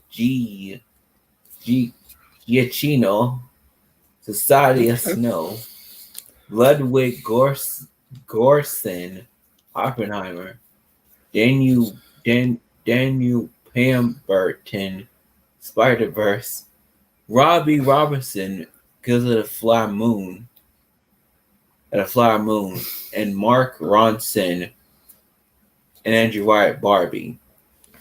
Nice. You did better than I thought you would. That is complete bullshit, by the way. That Barbie gets nominated for best original score. This is what I meant by it being the tar of this year. Is remember last year at the Critics' Choice Awards when they nominated Tar for best score? Yes, and they're like, you kept on trying to prove us wrong by sending us the score. But that score wasn't even the score. That score was like a fake score that was created. No, it wasn't a fake score. Though. Remember what it was? Oh yeah. What was it? They composed it and they decided not to use it and they put it online. Yeah, that was it. And I think that's what confused critics when they voted on it. And then that's why they voted Tar for best score last year. And I think it even won or something like that, if I remember correctly. That was like wild. I was like, what? I was like, no way. So it was like ridiculous to me. And then this year, I don't think it's going to win this category, but they confused best soundtrack with best score, which is unfortunate, but there we go. Come on now. It's dumb. But yeah, so before we head off, guys, that'll do it for the Critics' Choice Awards. Before we head off, I do want to share one last piece of news, and that is talking about the Oppenheimer, right? Yeah, the Oppenheimer news. We just received word that apparently Oppenheimer, out of all the different kinds of like, it's not going to make the short list. Let's just put it that way. Apparently, out of 20 films, Oppenheimer did not make the short list for best visual effects. And then, like some people said, like if it didn't make the short list, then it still has a chance to make the nominations. And I'm thinking, yeah, I don't think so. No, that's not possible, because if it doesn't make the short list, then it has no. Yeah, chance. if it doesn't make it's not gonna at all do it. But yeah, so the short list, I'm trying to see if I can find the actual short list for you guys. Yeah, here it is. So the short list involves, and there are actually two movies other than just Oppenheimer that I think would also be deserving to be on here. And we'll get to it. Ant-Man and the Wasp: Quantumania, Aquaman and the Lost Kingdom. Oh my God. No. Why did Ant-Man and the Wasp? Why is that on the short list? Because it's like, I guess it's because it's Marvel and they're like, Let me tell you, MODOK. So dumb. MODOK is terrible looking. Oh so God. bad. And when Ashton saw MODOK, what she said? What? What the hell is that? That's not Because it what- looks creepy, right? No, it's not. It was bad. And then Barbie, the boys in the boat. No, I don't get that though. What, Barbie? Yeah. Yeah, How's that? not necessarily. How? And then I don't get why the boys in the boat is here. That had no fucking visual effects. It's unless all the water is CGI. It had But was CGI it had no visual effects because How was the girl from Cobra Kai in it though? she's all right, I guess, but she's like barely in it, so she's just kind of wasted. And Joel Edgerton's fine, but he's not like amazing. And then the creator, Yes. which is awesome. And then this one I'm happy made the shortlist, which is Dungeons and Dragons: Honor Among Thieves. Because that fat dragon. Oh yeah, it looked really good.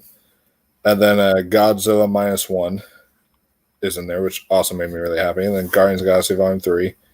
Okay. Indiana Jones and the Dial of Destiny, Oh, God. which looked like doggy. Okay. Oh. To be fair though, that opening shot, with him on the train and stuff, that looked really good. But then when It went looked to good. in the 50s, Yeah. like when he's in that scene talking to the guy, True. the Basil, that looked like shit. But the rest of the movies. And then Killers of the Flower Moon.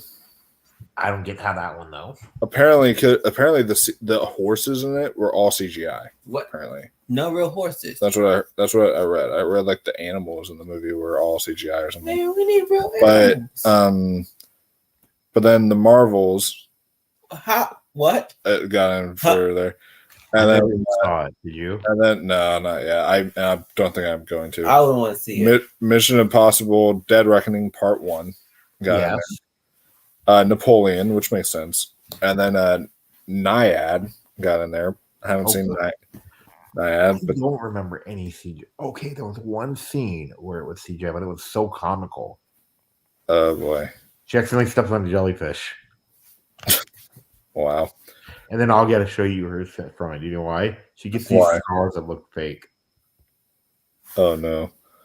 And then we've got Poor Things, Rebel Moon Part 1, A Child of Fire, and then which I'm so excited for despite the reviews. And then Society of the Snow, Spider-Man Across the Spider-Verse, Transformers Rise of the Beasts, and Wanted. Wow. That made it? Huh. Yeah. So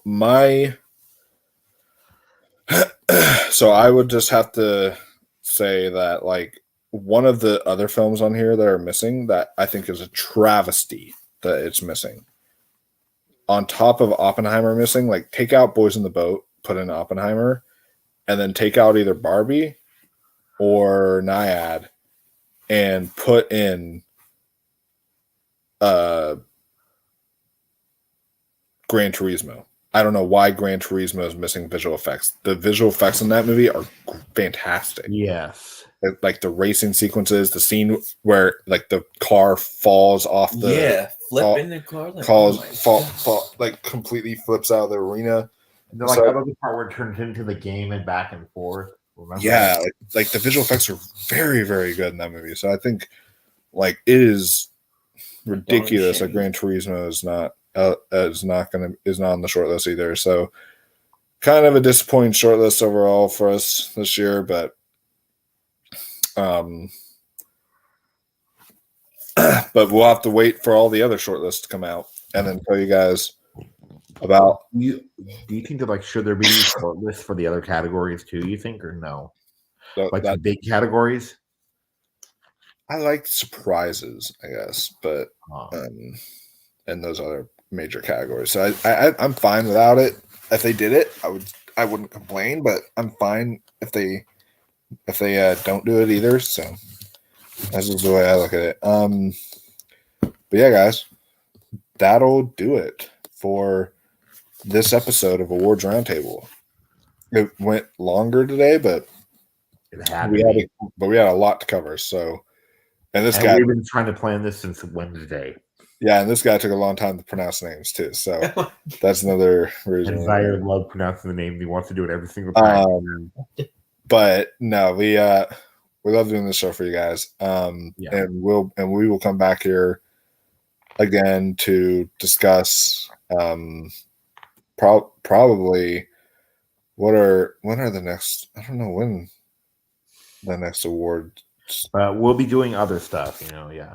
Yeah, I guess we can give you guys our Oscar predictions and such for and then a few other things whenever we come back here. So we'll let you guys know. We got some award shows coming up too, though.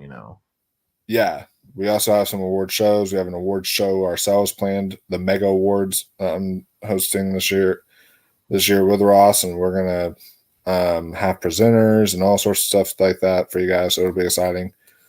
And then also, of course, all of our year-end lists. We're going to be giving you guys like the best films of the year, worst films of the year. I actually have like 3 to 4 or 4 to 5 this year. I saw a lot worse. And my number one is easy for you guys to figure out if you know me. And did you watch it yet, Mike?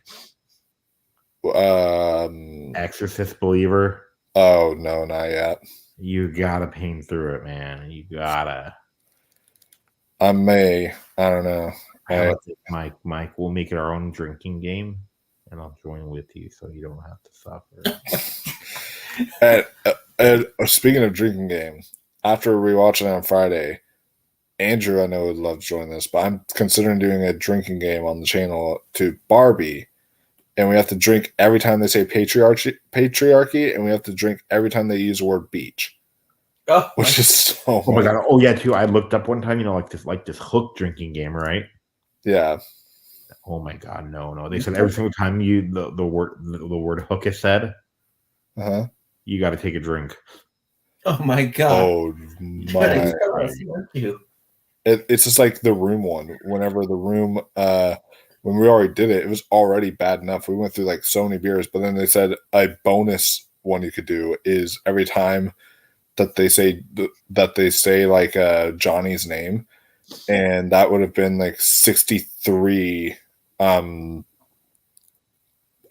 like beers or something like that you would have had to drink, and it would have been like, oh my gosh.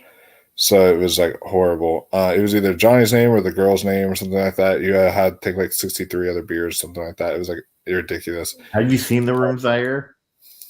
Yeah, but in January we have to go to Charlottesville to meet Greg Sestero live. He'll be at a Room screening in theaters, so that'll be really fun. Oh wow. But yeah, a lot of fun stuff coming up for you guys. I'm thinking about hosting a Christmas trivia night around the end of the month. I'll be joining that. And then you guys can also just subscribe here to the Mega Movies YouTube channel for more awards coverage, more great content coming your way, and stuff you will not want to miss. And so that'll be it for this video, but we will see you all in the next one. And until next time, stay classy, my friends. Keep on watching those movies.